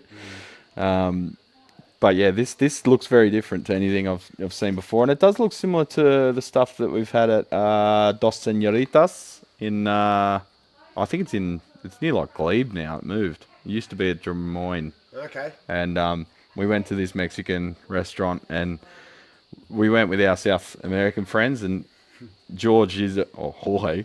Oh, hey. Everyone over here calls him George, but George, mate. Yeah. Go home if you want to be Jorge. but he's a big boy. Yeah. He's So a you call him whatever he wants you to call him. he's a unit, but he's mates with him, of course, because like in these little communities, everyone knows everyone from the same areas, and he took us there, and of course we got like VIP service. There was a line up, but while we were waiting for a table, we were standing out on the street, so they brought us all a bucket of like Coronas. Oh, nice. Sometimes that may be considered an insult, but but it was nice. It was a hot day, so we were sweating, and then they brought out all the salsas, and yeah, like some of them were fucking hot, and just there's something Like about chili too. there's something about cold beer, bit of lime in it, and hot weather and hot chili, and no aircon. Like Yeah. I Everyone's sweating. don't think Mexican restaurants should have aircon. You should be sweating the whole time. Yeah. It's part of the experience. It's great. Mexico, the aircon does nothing. But in this restaurant, it used to be a real estate, and you know the real estate's at the front. How they got the screen with all the properties on it, Yeah. and the individual photos on like a grate or whatever. You can't afford this one. You can't afford this Well, they didn't one. take it down. Yeah, I was still just on the restaurant front. So you're in because it looked like they knocked out the wall to the next place right. because they expanded at some point. They only had like 4 tables in the main bit, and it must have been more popular than they expected. So they knocked the wall out, a section of wall out into the neighbouring property, and that used to be a real estate, and they still had all the property listings on the wall, Yeah, and they right. just like painted Mexican style shit over it, and it was funny as, but they barely did any difference. And now they're actually moved to a larger place, and it's got a massive outdoor dining area and stuff. So it's good to see them doing well. Mind you, that was before COVID, so I don't know. Oh, it was back then. I don't know if they're still going. Who knows? Let's have a look. Oh, sorry, That's right. Just it went into dormant mode. putting it into standby for the. Oh yeah, they're still going. Gladesville. Oh, so they are still at Gladesville. Oh, they've only got 4.2 stars. I don't care. I like it. What is the star rating anyway? I mean, Like from who? Yelp, they got 4.3 stars, but it's only 6 reviews. Yeah. On Google, they got 1,230 Google. Oh, permanently closed. Damn it. There you go. So they didn't survive COVID. And it's still got 4.6 stars. That sucks. Yeah, that's the restaurant there, the new one. I think that one's the old one. Yeah, a lot didn't make it. Yeah, sucks, man. It's always the best ones that don't make it, though. And the shit ones like McDonald's just survive everything. They'll survive nuclear war. Well, so will the food. the burger itself will survive the Holocaust. So all The the aliens food. will rock up. What's that? You can put a burger out in the sun. For What a does week and cheeseburger it'll mean? still be, like I put it there. And yes, of course, aliens can speak English. How else would they make it to the movies? Yeah. Someone did that. What? Yeah. Put a burger out in the sun. Yeah. and, Oh, yeah. Did not even grow mold. no, Cannot sustain life. no animals come to take it Yeah. either. I think it's because it dehydrates really quick. And then it's like, well, you can dehydrate food and nothing will eat it. Yeah. But yeah, it's I Not don't even know. the ants will do it. It doesn't smell good. You walk past the McDonald's and you smell it and you're like, ugh. It makes me sad. It's like, but it's a bit like Subway. The bread doesn't smell good when it cooks. It smells weird. Like I think that's... smelling roasting, like baking bread, should be like a fundamental, wholesome, enjoyable experience. Like all of human history has been based around like making bread, right? I think that's why my smell buds buggered off, because we went to Subway one day and it's like, this isn't right. But then I'm out. If bakery smells bad, I'm not smelling anything. I do go to Subway, but I'll get a wrap, and Oh, yeah. just with salad on it, and it's just a salad wrap. That's all right. Yeah, Just I right mean- up the road from the shop. Eh? Yeah, I just don't get the subs because the. But then you look at the bread in the US. Like our bread is like normal bread here. Right. Over in the US, it's like a hot dog bun at Subway. Oh, really? It's got so much sugar in it. Yeah, yeah. It's like ridiculous amounts of sugar in the bread. So when Americans come over here and they try Subway, they're like, "Oh, it's just like a normal roll." I'm like, "Yeah." And a shit one. Whatever you guys call rolls, I don't know. Or subs, I guess, yeah. Anyway, off track here, but you know, that's what my channel's known for. Well, hey, you go to Mexican cooking and then you go from there. Yeah. So, corn tortillas, I won't be able to make them without finding masa harina. So if we have a look down further south, see if we can find it around Maruya, maybe. I can make these ones. So The actual tortillas. yeah, you make the Make actual the dough. tortilla because chilies. they're nice and soft and thicker. Yeah, The little market at Beethoven. Beethoven. They have some really interesting fresh veg. When you say little market, do you mean the IGA? No, over the road. Oh, is there a market there? Yeah. Oh, okay. I'll have On to the check same that out. side as, So you got the bakery, you got the on the same IGA. side as a newsagent. Oh, okay. Yeah. There's one over there. You turn off into Beethoven, into IGA, or you Yeah. just go to the park there somewhere, or you can park in their little. Oh, we'll check that out. Because it's got all sorts Yeah. of interesting veg, and they have their Wonder if it should be- garlic is. The last time we got it, there was like this. Yeah, Beautiful. big stuff. bloody apple-sized garlic. Yeah. Yeah, I mean Ruth and, Yeah. Ruth and Robert's garlic's really good. It's small, but I find that smaller garlic is more intense. Because It's more dense. it's second grade or low grade. Oh, what they sold the good stuff. Yeah. We got They only I give try us, to sell it. they only give us the low grade. we got the second hands. Yeah, so we got a bunch of their garlic a couple of years ago. So last year I think we did like 42. Oh yeah. And so they all, some, quite big. So you Really you just separate the cloves out. Yeah, And each then clove will be a plant new them. bulb. New bulb. Yeah. And then you get a whole new bulb. It's its own plant that's literally one bulb, It's like, Sometimes vegetable gardening feels like cheating, doesn't it? yeah. Well, look at just the decorative, the ornamental plants. How come You Mum- prune it, and how then come- instead of putting the pruning in the bin, you put it in a vase, and then Yeah. you've got a new plant. What does the mum grow veggies? We had veggies up the back. Yeah. There's just continual bugs. Oh yeah. Yeah, you got to watch pests and and, the- stuff. Cockatoos. Cockatoos would be bigger, yeah. Other birds just eat all the chilies. Yeah. Peck holes in them. Yeah. Got bird net everything. It I- doesn't I- look so good. It just doesn't work. I And there's found grubs everywhere. even the possums at home, they're hardcore little bastards. They'd eat the chilies and like chili, the capsaicin doesn't affect birds, but mammals it does. It reacts with the enzyme in our saliva, and birds like don't have saliva, so they just eat them. I mean, that's the whole reason they change colour. That's why birds don't spit at you. Oh, you haven't been to Penrith. You haven't been to Penrith. The birds have spit on you. If you won't give them a ciggy, Yeah. it's game on. You haven't stood on Penrith train platform. No, I haven't ridden a train for about 10 years now. We got to fix that. We've got to take you to the city. Oh, problem is, every time there's an event in Sydney, the trains are fucking cancelled. That whiskey thing. Oh yeah. Got to build our own whiskies. So yeah, we got a present, legends. Shell got us Archie Rose. I was showing you before. I keep going to say Archie Roach, the musician. Archie Rose do a whiskey blending thing, and you can go and blend your own whiskey. Oh, you got your meal dog. That's Zara. Come here, Zara. Zara, up here. No, she doesn't want to know about it now. She's To eating. chew on. Zara, up here. Come on, nutcase. That's like puppy heroin, that stuff. Puppy heroin. She's into it. And demonetized. Yeah. So anyway, champions, I was thinking about making this one. So it's just lard, chuck steak, salt, corn tortillas, medium white onion, fresh coriander. And look at it. It looks gorgeous. Piece of piss. Salsa on top, to your choice. Now the salsas, I made one.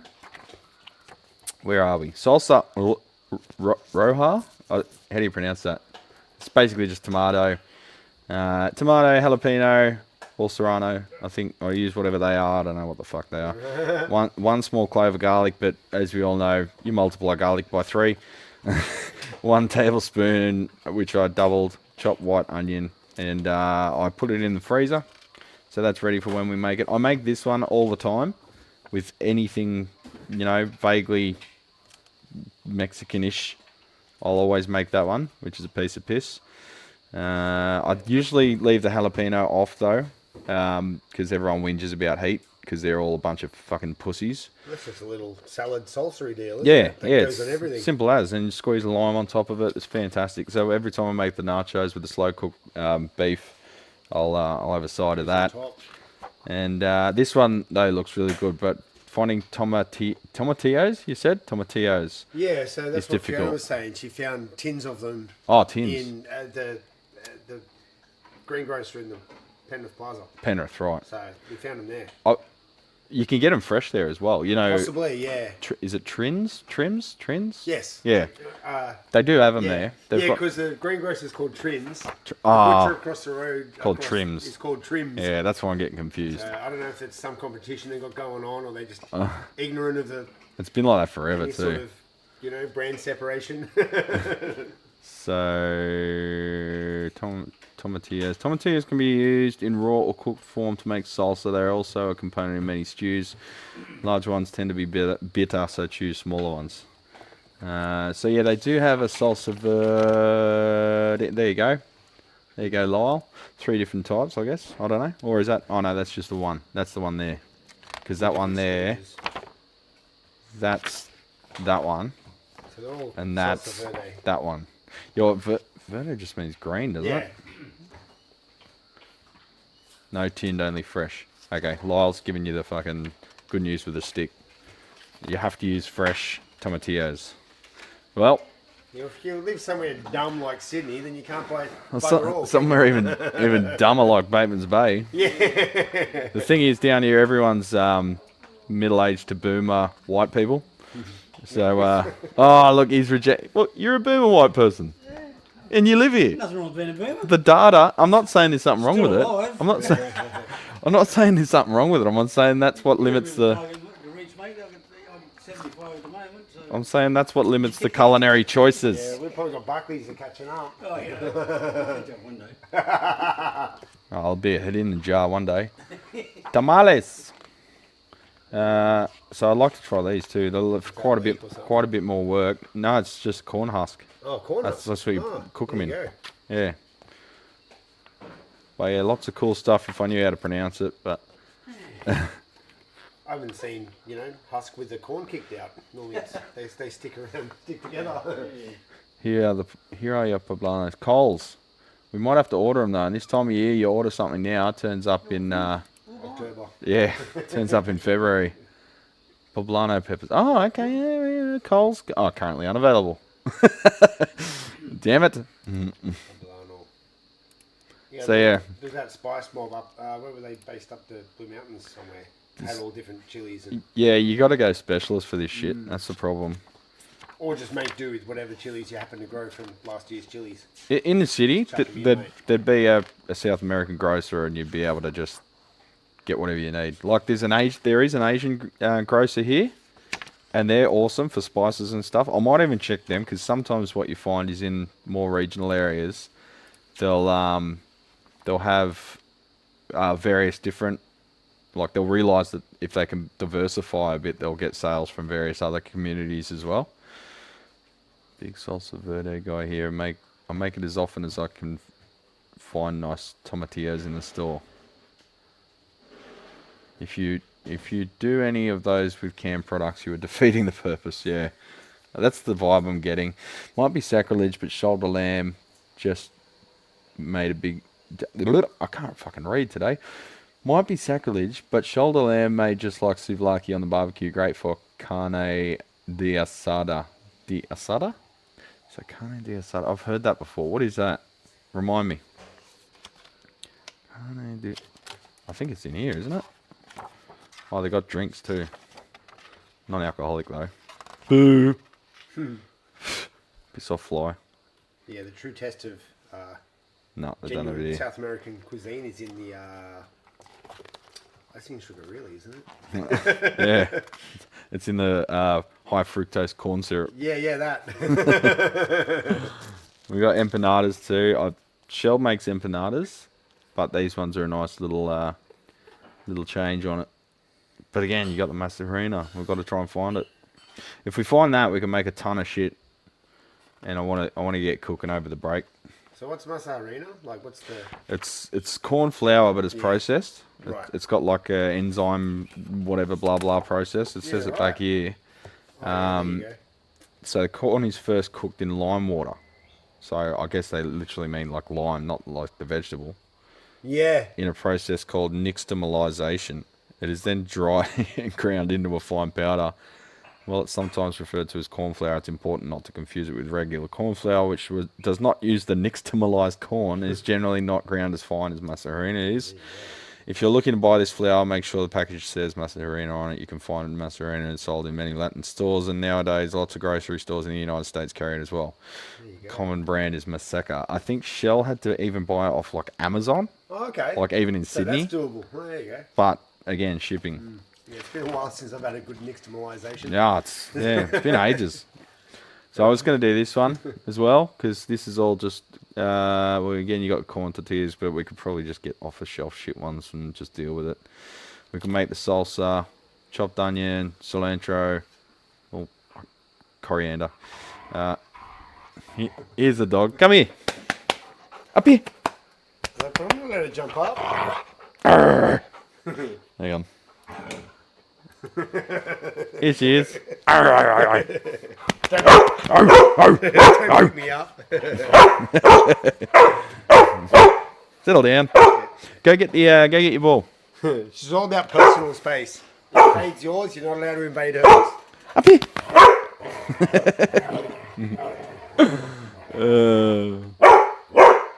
Oh, shush. Clipping out the mic. Yeah, come on. You're a noisy little bastard, aren't you? We'll attach a mic to a collar. Oh, yeah. Yeah, you get a bit going on there with her noggin. Don't you, dog? What have you found? She's growling at something. Well, you bark, now someone else is barking, and now you're growling at them. She's angry at something. Bloody calendar dog, too. You just walk around showing Put your tail down, Sit. Jesus. Sit, sit, sit, sit, sit, sit. You've got two modes, don't you? Sleep and method. Yeah. Jesus. Well, that's the thing. When it comes to your method, the only way you can have a nap is a good solid shot of, She's- junk, right? She's freaking out everyone who owns cats while they're watching the stream. Oh, Oh, the dogs are barking everywhere now. All over the world. All right, we'll enjoy the Mexican champions. Jason's going to go wrangle I'm his... going to go sort this dog out. Going to wrangle his method. Merry Christmas. Merry Xmas. It's all over. Give her a sip of that bottle. She'll come right down there. So, yeah, this one will be a good one. Piece of piss. Interesting technique. You place the pork, lard and garlic into a large Dutch oven or cast iron pot. Fill with enough water to cover the meat, then add the salt. Cook, covered over medium-high heat until the water comes to a boil. Then reduce the heat and simmer for about 45 minutes until the pork is almost tender. Then you uncover the pot and increase the heat to medium-high to reduce the liquid. And then the meat starts frying. So you sort of like almost slow cook it and then fry it afterwards. So we'll make it super tender and crispy as well. Yeah, beef tongue. I've got to talk to the local butcher and see if he's got beef tongue, because there's a bunch of these with beef tongue, and that'd be great. So yeah, I want to get stuck into that. Oh, that one looks a bit sus, doesn't it? What's that one? I'm too scared to pronounce stuff. Mole? Poblano? I don't know. Large roasting chicken. So that's chicken? And then you got a really, looks like a really rich, what do you call it? Indigestion promoting sauce. The meatball soup looks good. I'm just going to cook entirely out of this book for the rest of the break. We've done all our Christmas traditional foods and stuff. But yeah, so what's the vibe on that one? Does it look reasonably authentic? It doesn't mention canned anything, so I think it seems to be on the right track. Oh, except for the peppers in the sauce, which is always canned because it's in the sauce. Beef tongue is awesome in a slow cooker. Yeah, beef tongue and beef cheek I'm a big fan of. I like to embrace beef cheek in the slow cooker.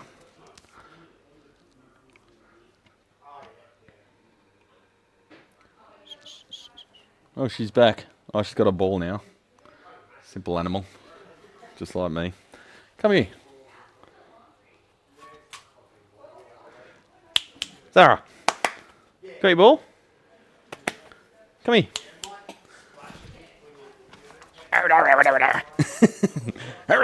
She's running away. Come here. Come here. She's upside down dog. Crazy animal. So, 3 heaters wide. Got to pick up the pace, eh? Bring that out here. Now she's rolling the ball for me. Sometimes I wonder if I'm the dog or the human.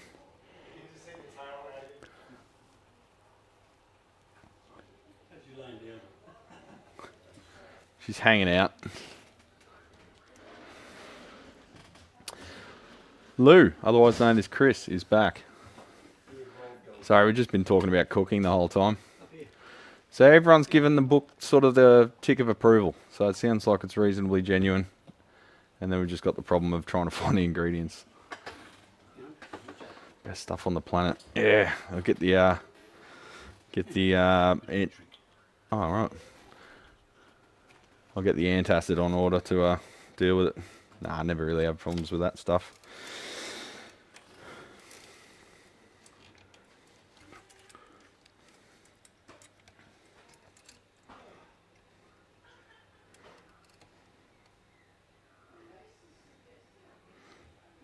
Dustin, turns out my local Mexicans are on holiday till the new year. It's like, oh, you're really making me hungry. You're inspiring me to cook, or just DoorDash it. I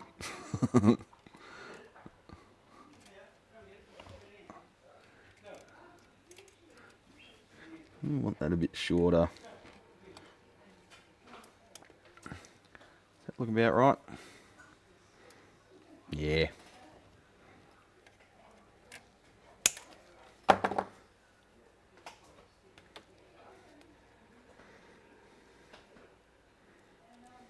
Finally not tied up with work during a live stream. it's a little bit chilled out. We're not breaking any world records for amp building, that's for sure.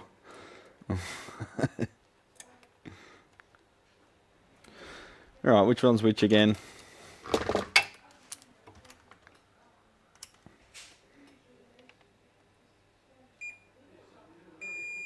You're the short one.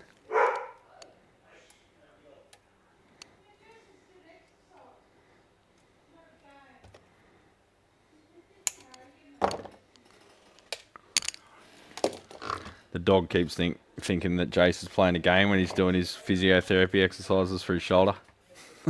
So she thinks it's a big game.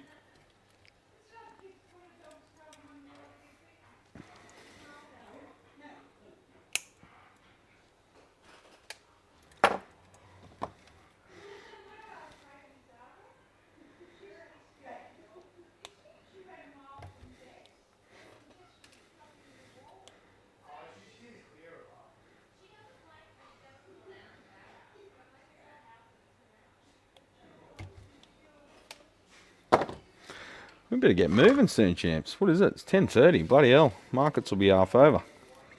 Takes half an hour to drive down there.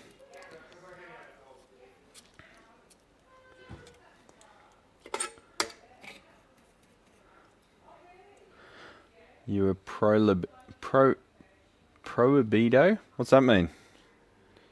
Prohibited.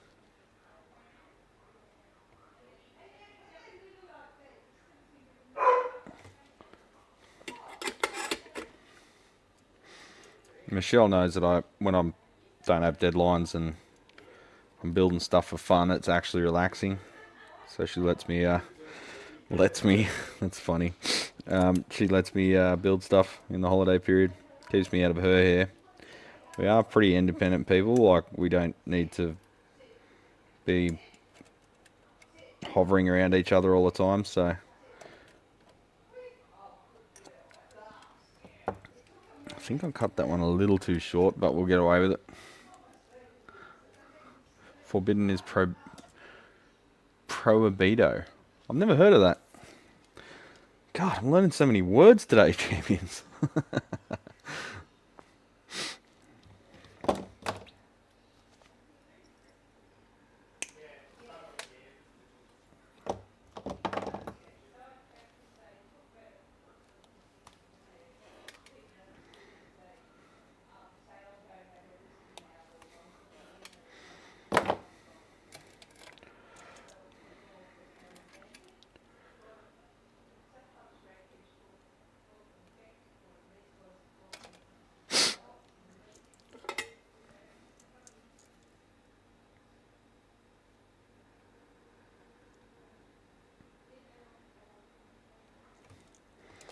Bit too much solder on that. Just use the surface tension of the soldering iron to get it back off.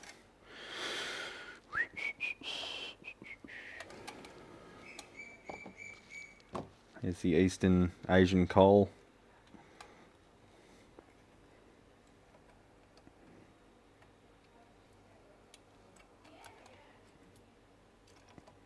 Oh, you know what I've done? Twisted them over too many times.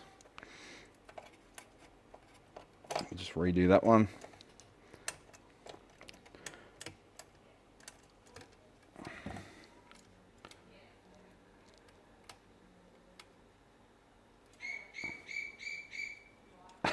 They're noisy bastards, aren't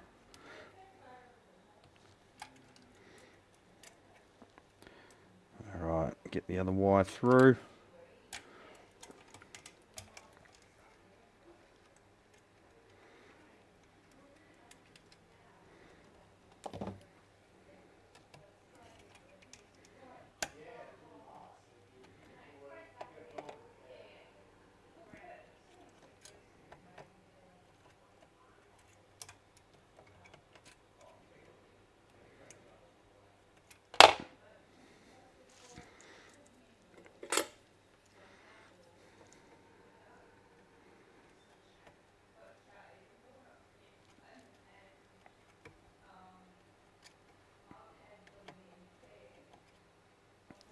Sweet.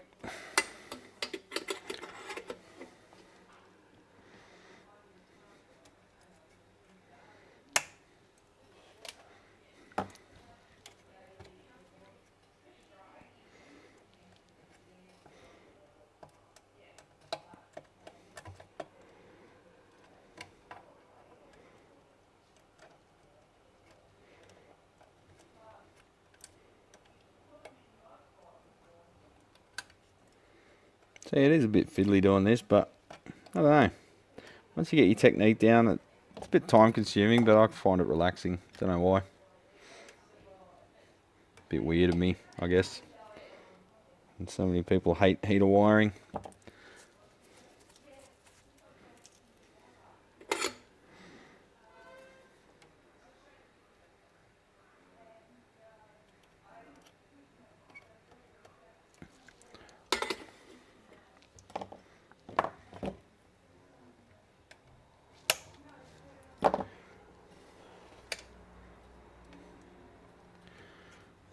Righty.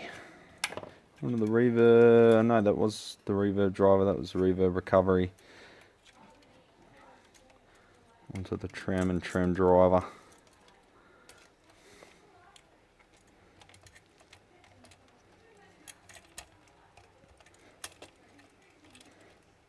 Noise isn't a massive consideration for this one from the heaters. And then the phase inverter.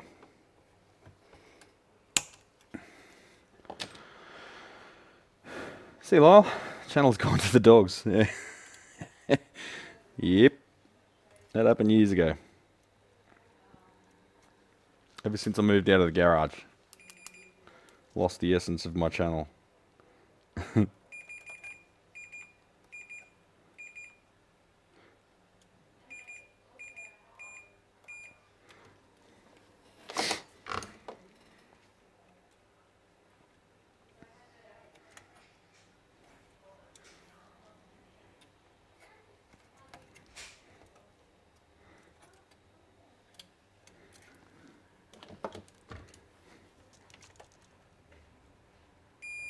That's the right one.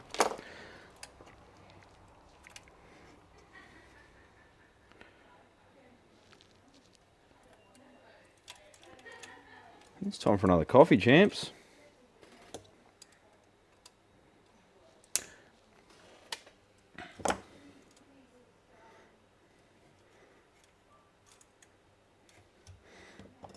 Heater wiring's like cutting the lawn. You just fall in the groove, no worries. Yeah, that's right. You know what you got to do and you just do it. Which is much more than I can say for most of my other tasks.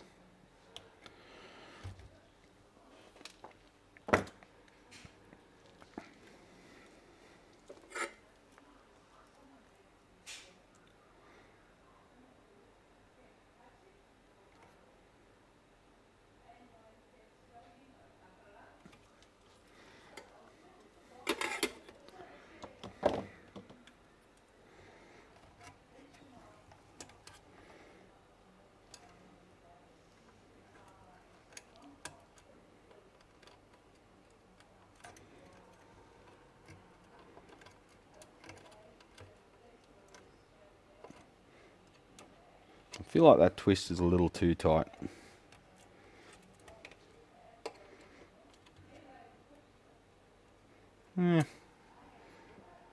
Should be alright.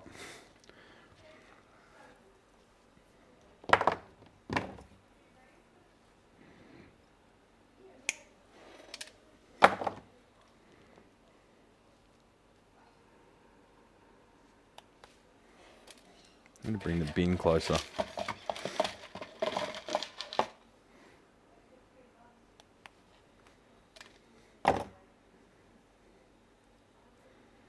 What am I building? I'm building a twin reverb, deluxe reverb on a turret board with a optimized layout.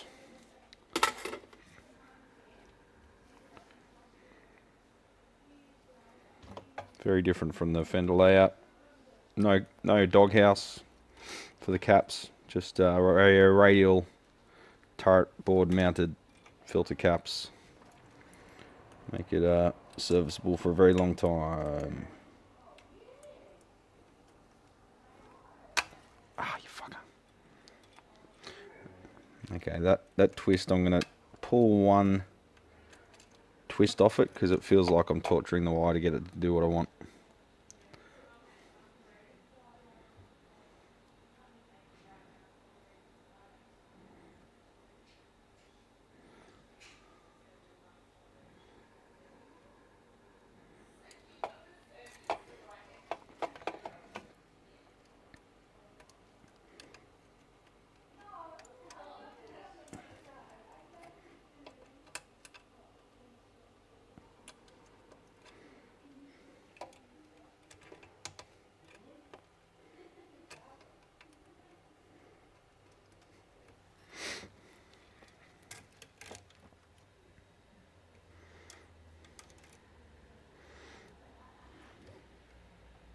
Brad, since I showed you the Cray Cray tube amp builder, I've been getting non-stop recommendations from YouTube, and he has gone more crazy going nuts. Crazy go nuts. Yeah, I'm not getting involved. The guy's mentally ill. I'm not touching him with a fucking 10-foot pole.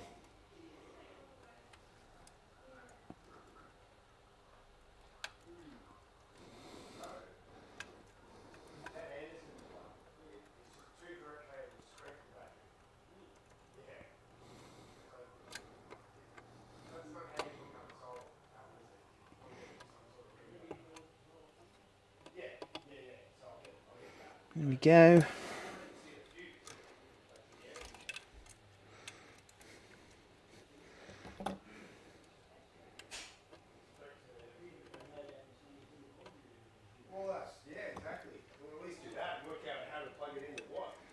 This one's just not playing the game on me. It's always the last one that's a pain in the ass.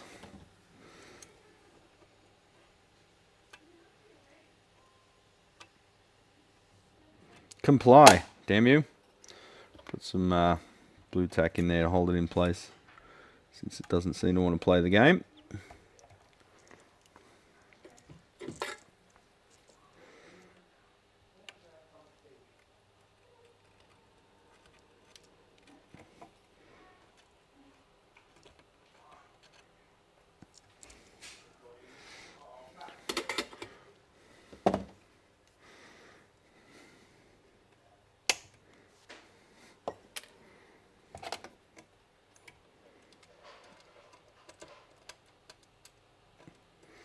That lead could do with a bit of shortening.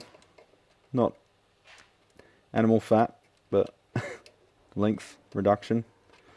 But I'll give it a bit of a twist, since that's the one we've just added and it's not cut to length or soldered at the other end yet. We can pull it through a bit tighter before cutting it off. Know what I'm saying? Know what I'm saying? His name's Robert Paulson. Meatloaf.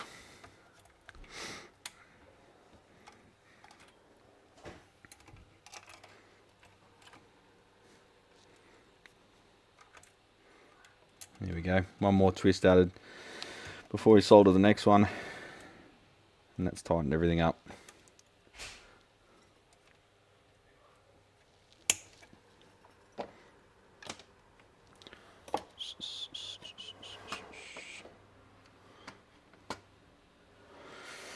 His name was Robert Paulson. His name was Robert Paulson.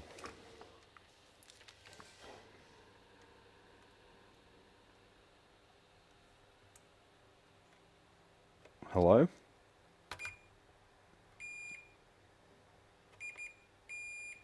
Just a bit of flux on the surface confusing the multimeter.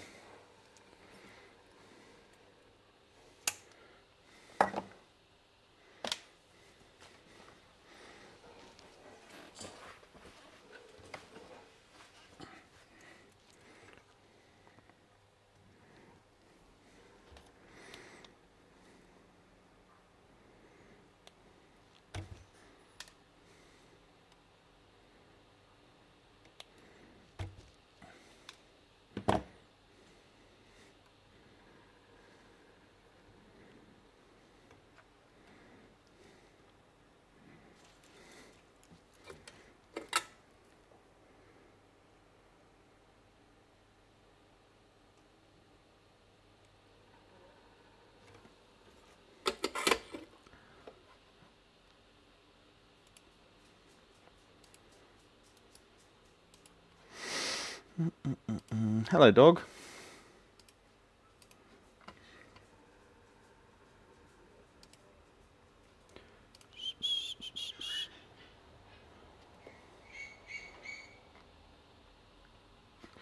Just remove your comment, Alex. I don't want him. I don't want any drama farmers trying to make something out of nothing. So don't mention his name. None of us have anything to do with him. He can do whatever he wants.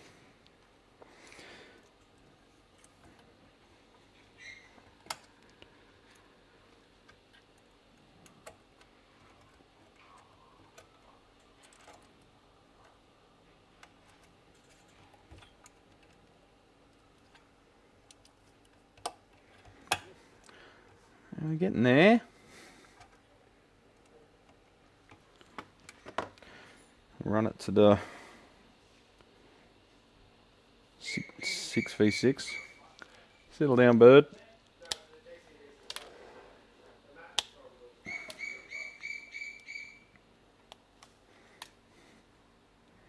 So have I told you about the Asian coals?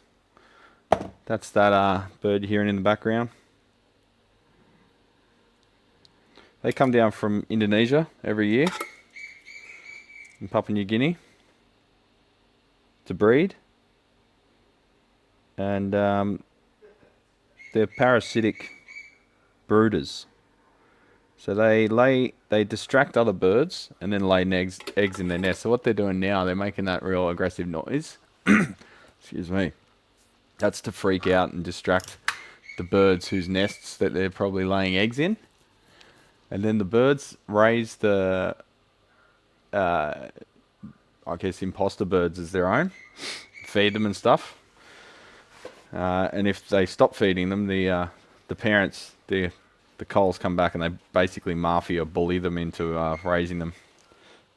And they sometimes even eat their children, eat their eggs and then lay their own. So the poor birds have to raise someone else's birds after theirs have been eaten. And then they, once they grow up, they train them around here, like, you know, they fledge, they teach them how to hunt and stuff, and then they all begin the migration back up to Indonesia. So every year, about late October, early November, you start hearing them. And the other call they do is,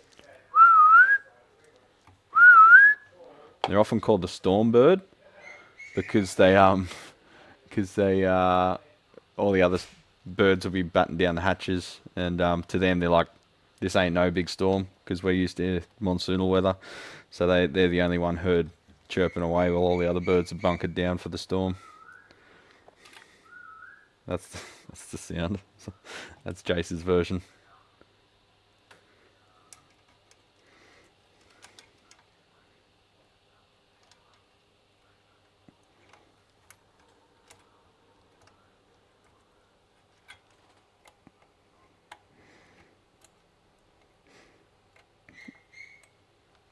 Bit concerned that the last two sockets, I think they're a different batch of Beltons. You can see those the other ones have a slightly more warmer hue to them, brown, whereas these are more of a grey colour.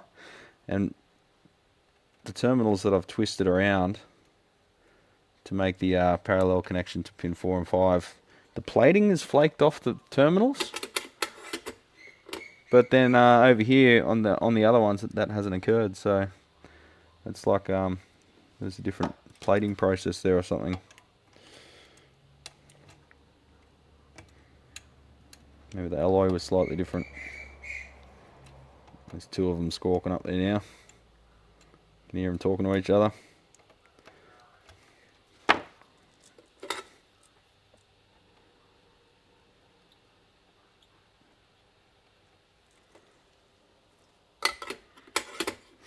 Some of the parasitic nesting eggs will push the other eggs out when they are just hatchlings themselves. Yeah, but why would they do that when they can eat them?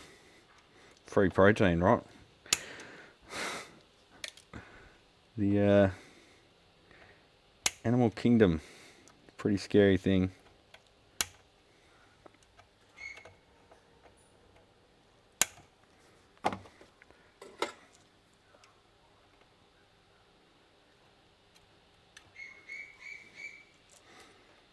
I'll just reflow all these just to get rid of the plier cut, because sometimes you can get a micro crack happening to the terminal from the stresses involved when you cut off the excess. So that just takes out that factor.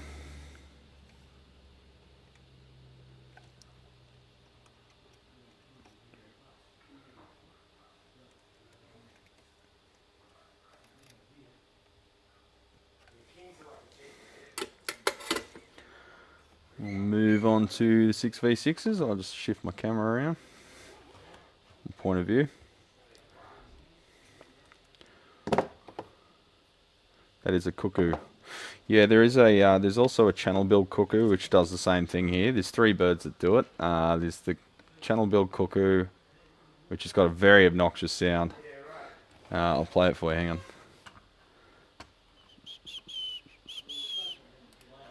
Channel.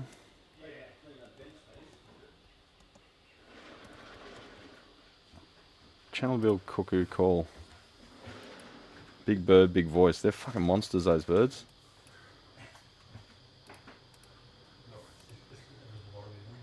Oh, that's, yeah.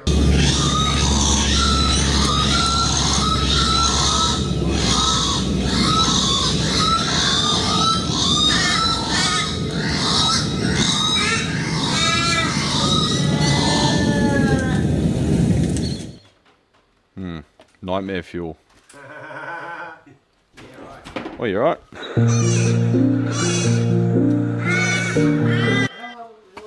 That doesn't sound right. Anyway. Oh, now you can hear him in the background. $800 vacuum masks. You can hear him off in the distance. Crazy birds. Workbench. Sudden noise overload.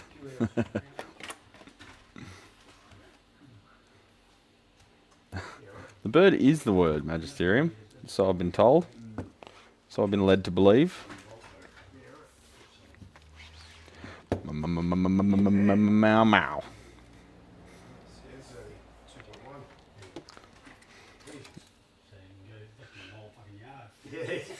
Next door. Yeah, but so that just stopped working. Just run about 5 minutes. And then just go. What's the matter? Wait till you want to explode one, right? Oh, is that the Dyson? Yeah. Let's get these switches out. They're in my way.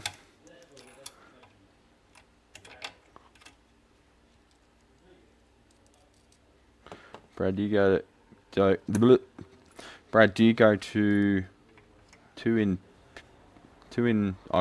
pin 2 or 7 from either of the specific preamp tube legs, or just go to whatever you hook up first? Yeah, I don't really give any preference to that either way. If there's any heater noise on the output valves, it's in phase in the 2 phases, in the 2 sides, so they cancel out generally anyway. So just keep the 2 octal sockets in phase to each other. But yeah, I haven't really thought of a valid reason why all the heaters need to be in phase on the preamp valves anyway. I don't know, I just do it. One of those things, I should deep dive into that one day and just have a proper think. Next time I'm doing a poo, I'll think, what could possibly influence that?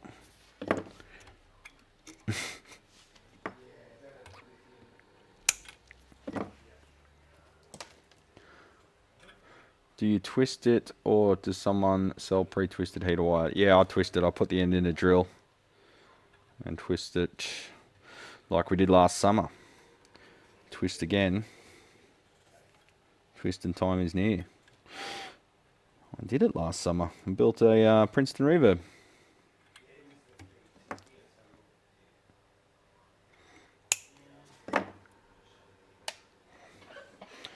Yeah. You can solve the world's problems while you're pooing. Maybe that's the problem. People don't poo regularly enough, so the world's got problems.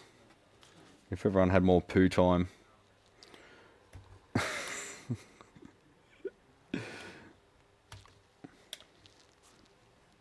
Clockwise only. I do twist clockwise only. Someone tried to tell me I did a mod in an amp. Straight away I could tell it wasn't my work just looking at it, but I also could tell that it wasn't anything to do with me because the wire was twisted the other way.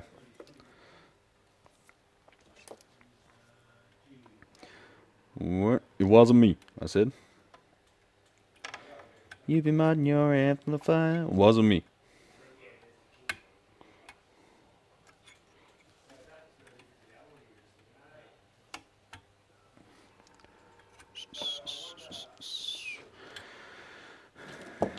Ding ding.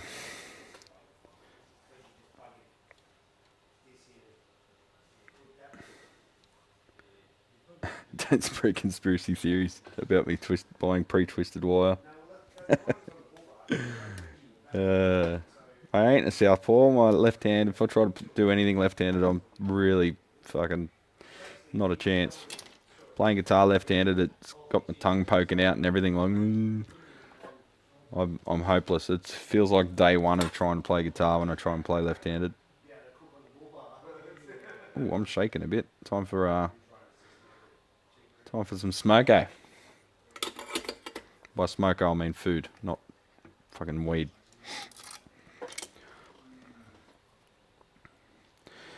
I'm on smoko, so leave me alone. And what I might do is see if I can leave the top eyelet free, because then I can put my balancing resistors on the output, heater balancing resistors on the output valve sockets, which is a little bit more secure. Yep, sweet. Than putting them on the lamp pilot light. Shut up, you noisy bastards.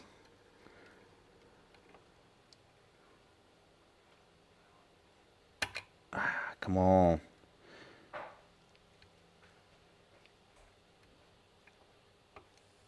Gotcha. Solder you.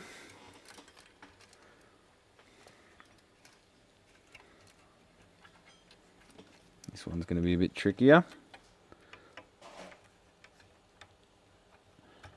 Oh, no, there it goes.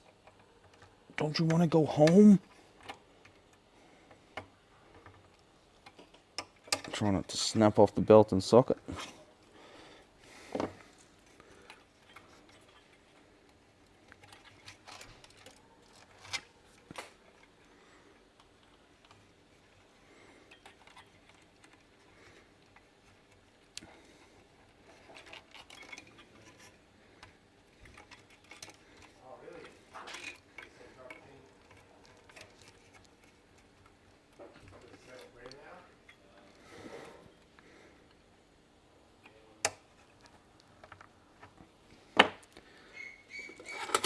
Solder you.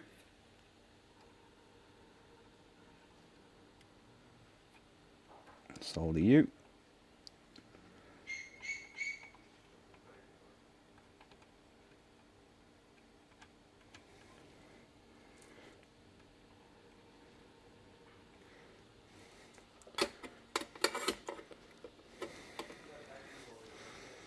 Cut off excess.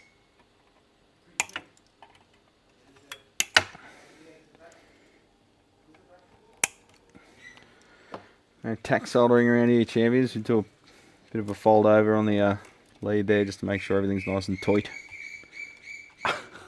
Listen to them go.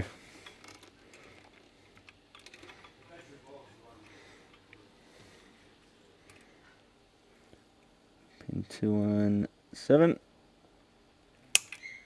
Took me a long time to remember what pin was what when I was starting out. Well, not even starting out. Across the different valve types. I'm getting there. Like I said, my memory is terrible at the best of times. Ah, beauty.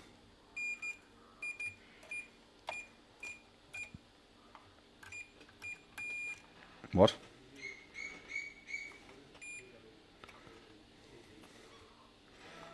Why have I got connection to both?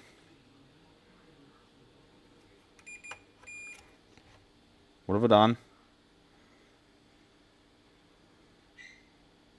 Have we got a melted connection somewhere? That's not good. We've got a short. What have I done?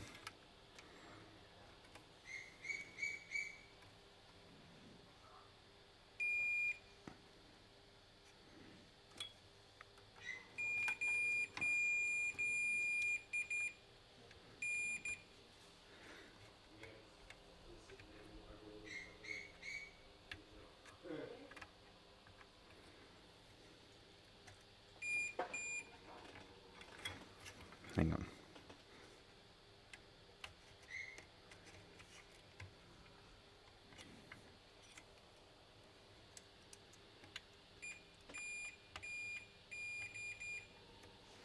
We've got a short here, champions.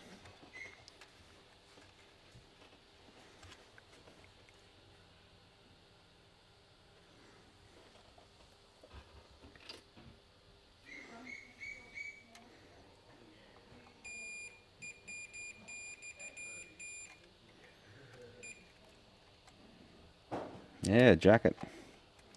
You little fucking arsehole. This is why I should use Teflon.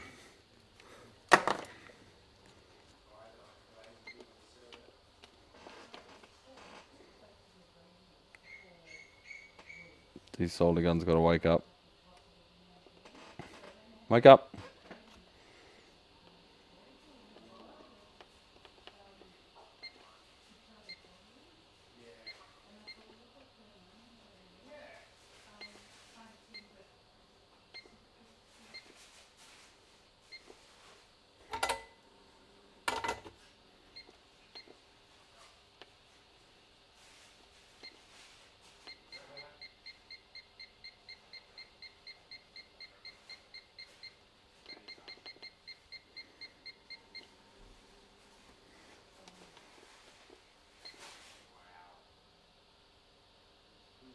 There it goes.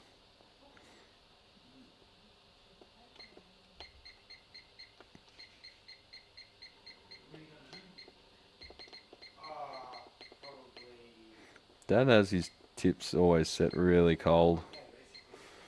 Sometimes that works against you. You did not check your last pair of wires for polarity. No, I did, Frank. And if you think about it for a second before you typed, you'd realise that wouldn't make a short from line to line either. What's actually happened, as I just demonstrated, if you're watching, was got one on each terminal there, as you can see. As I push down on these wires, I've moved stuff around now, but we're getting as short as I move those wires up and down. Not enough cooling time. No, it was too long on the iron on the terminal, and that was where I tried to do it too tight, so the wires are naturally pressing towards each other very tightly. So this is why I shouldn't have the wind too tight, because as soon as the wire's given an opportunity to break through that insulation, it will.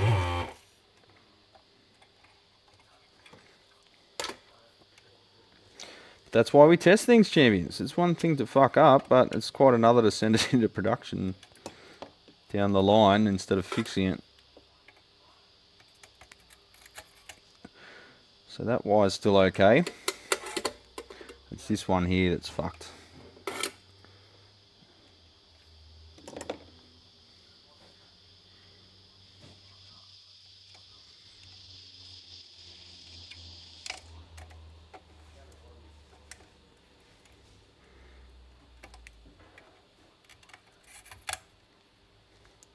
Let's have a close look.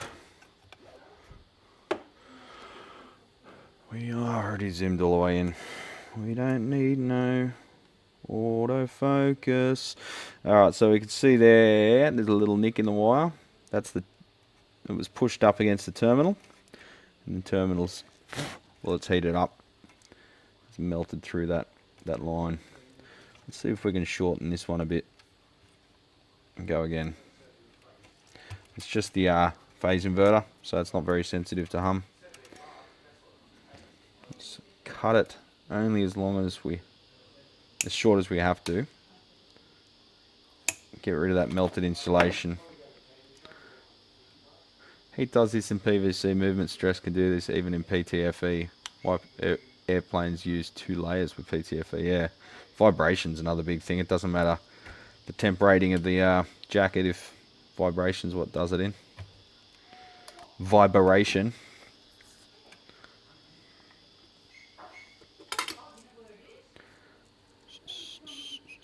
Let's straighten those wires out a little. That's a sneaky fault. Yes, never don't test. And that would be about where Alex would come in and say, yeah, see, that's why I don't twist them. And I'd be like, damn you, Alex. So go on, Alex. Take your opportunity.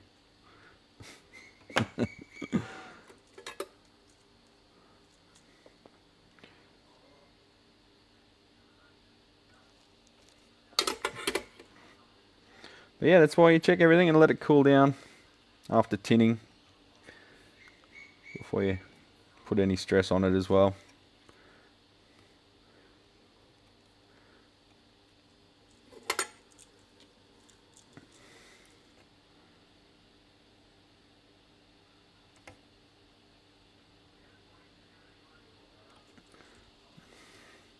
I figured I'd say nothing this time.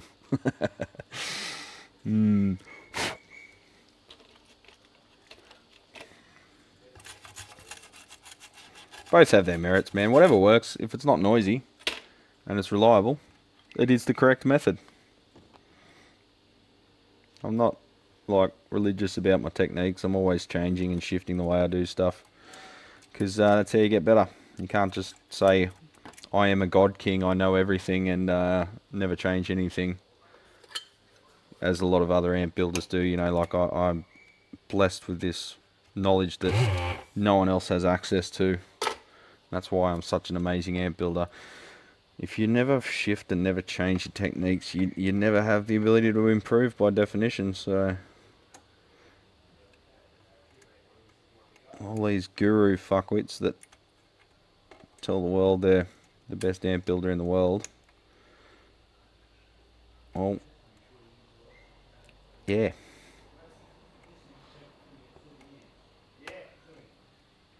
Alright, so see that?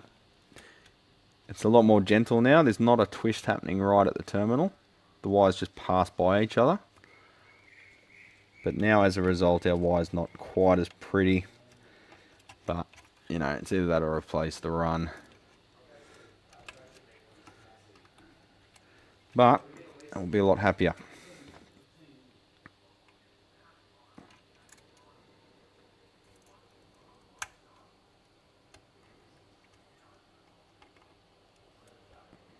I think they're watching me in the background out there, and it's really distracting hearing your own voice bouncing back at you with a 20-second delay.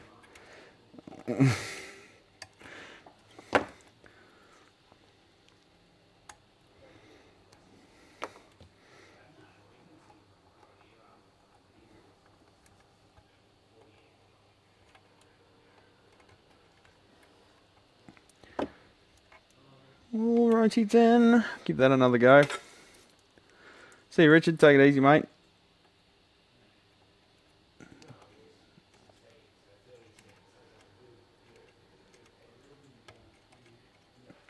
Alright, let's test that now. No continuity. Oh, shit. Are we talking? Are we talking about Tom Evans' Master Group? No.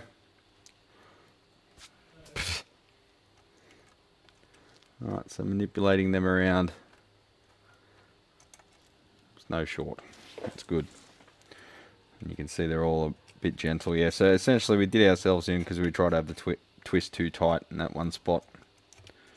That's how easily you can short out a transformer. Ideal logs are observation proof, yeah. Yeah, that's right, Jim. I like tucking them down in the corner because it makes it look neater, makes it a lot easier to access everything. It makes it easier to build too. And if you do want to revoice something or modify something or have a play, all the heater wiring's out of the way. It's down in the corner, furthest from all the signal lines. That is like literally possible. And people won't bump it, like, because I get a lot of either original Fenders or like reworked or clone Fenders where they fly them up in the air, and someone's been in there, be it the customer or someone that's not a real, you know, across what they're doing, and they've bumped the wiring, and now it's like pushed down against the bloody grid line, and you're getting hum. So it just gives you less of an opportunity for that shit to go on. It's out of the way, down in the corner, not going to bother anyone. And once you put the hardware on the back panel, the switches and shit, it almost disappears under the back. Gives the amp a really clean look too. Not that we're sitting here jerking off over the gut shots of amps or anything. Yes, we are, let's be honest.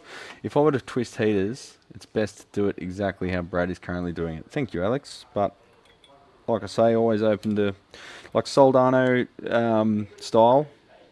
The only thing I don't like about that is if you've got to change a socket from flyback event or something, it's not the end of the world, but yeah, you've got to pull that long bus out. I don't like buses across hardware or stuff that needs to be serviceably replaced.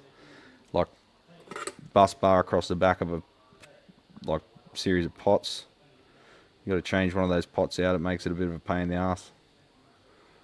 It's still nothing compared to like working on a mess of boogie or something, but what are they trying to avoid by flying a capacitive coupling to the chassis to ground? No, well, that if anything, that'd help. I doubt that would cause hum unless the ground topology was all over the place. Yeah, I think it's just easier for them to put up in the air, man. That's just how Fender did them because it was cheap, easy, and they were low gain amps.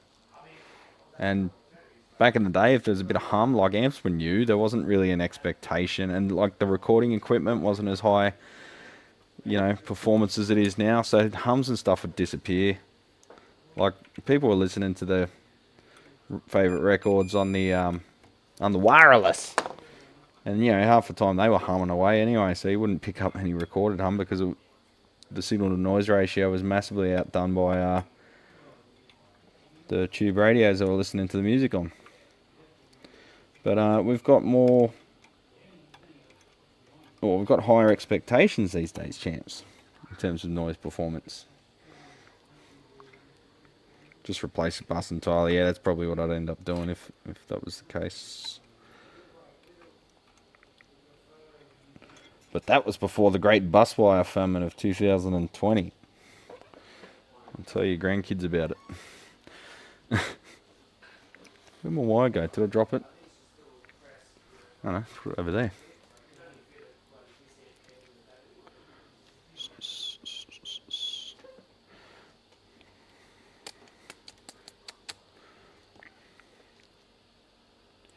And what I might do on this one, which I haven't done before, is put another nut on the transformer hardware and run the heater lines in that.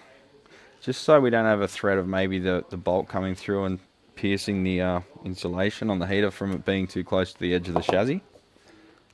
Know what I'm saying?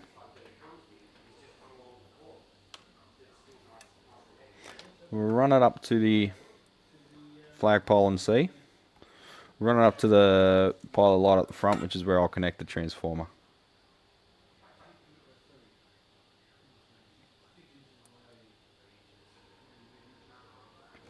I think we'll call it quits for today, champions. I'll see you on the Marshall one, but we'll run these wires and then put the hardware back in. And then I think it's time to go to the markets. It's probably too late to go to the markets now, actually, which is always what happens.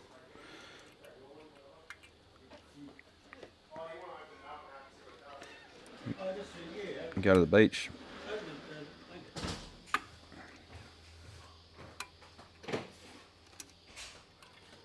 Probably too late for the markets now. Do that next week, mate.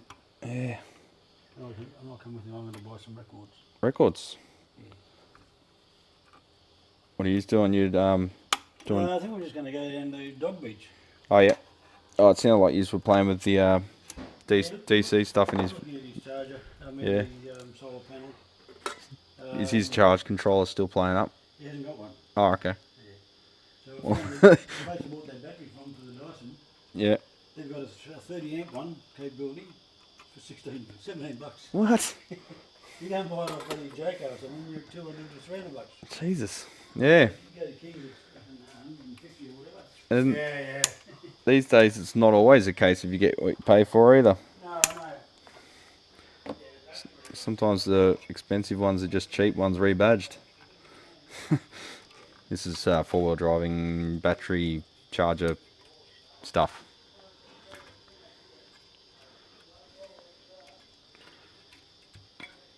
Run this up the back. The good thing about solid core is it stays where you put it, but you can sort of put a bend in this stuff like that and just over exaggerate the bend and stuff sort of behaves itself.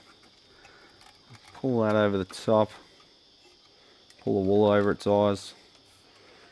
I'll get some little cable clamps and we'll put an extra nut. I won't undo the Kep's nut, but we'll put an extra nut on there to hold just the cable clamp. Not critical, but fuck, I might be running low on heater wire for the Marshall now. I've got some heavier stuff there. I think there's some other lengths there that I haven't used yet. It should be just enough, but yeah, coming close. Anyway, I better head off and go to this bloody markets, champions. But yeah, thanks for joining us and talking shit and talking particularly the cooking stuff. That'll be fun. I don't know that I'll do any cooking videos like Lyle, because there was the implication that he knows what he's doing, like he's done it before, whereas I don't know. If I'm like, I guess I'll do this, maybe I'll do this, I guess this is the way to do it. Uninformed cooking videos, maybe that's how I'll market it. Brad's uninformed cooking videos. Uncultured, uninformed, but delicious, or something. I'll come up with something anyway. We might do some silly videos on cooking. Probably all involve alcohol as well. Take it easy, legends. Thanks for joining us. Thanks for all you regulars and newcomers. Don't be afraid to have a chat next time if you're a newcomer. And we'll get back to making some more on-point videos in the new year once I get back home. So, yeah, keep an eye out for them. And, you know, drink lots of water and lots of whiskey and beer and eat lots of food. That's about all I've got to say. I've got to come up with a better ending than that. But anyway, take it easy.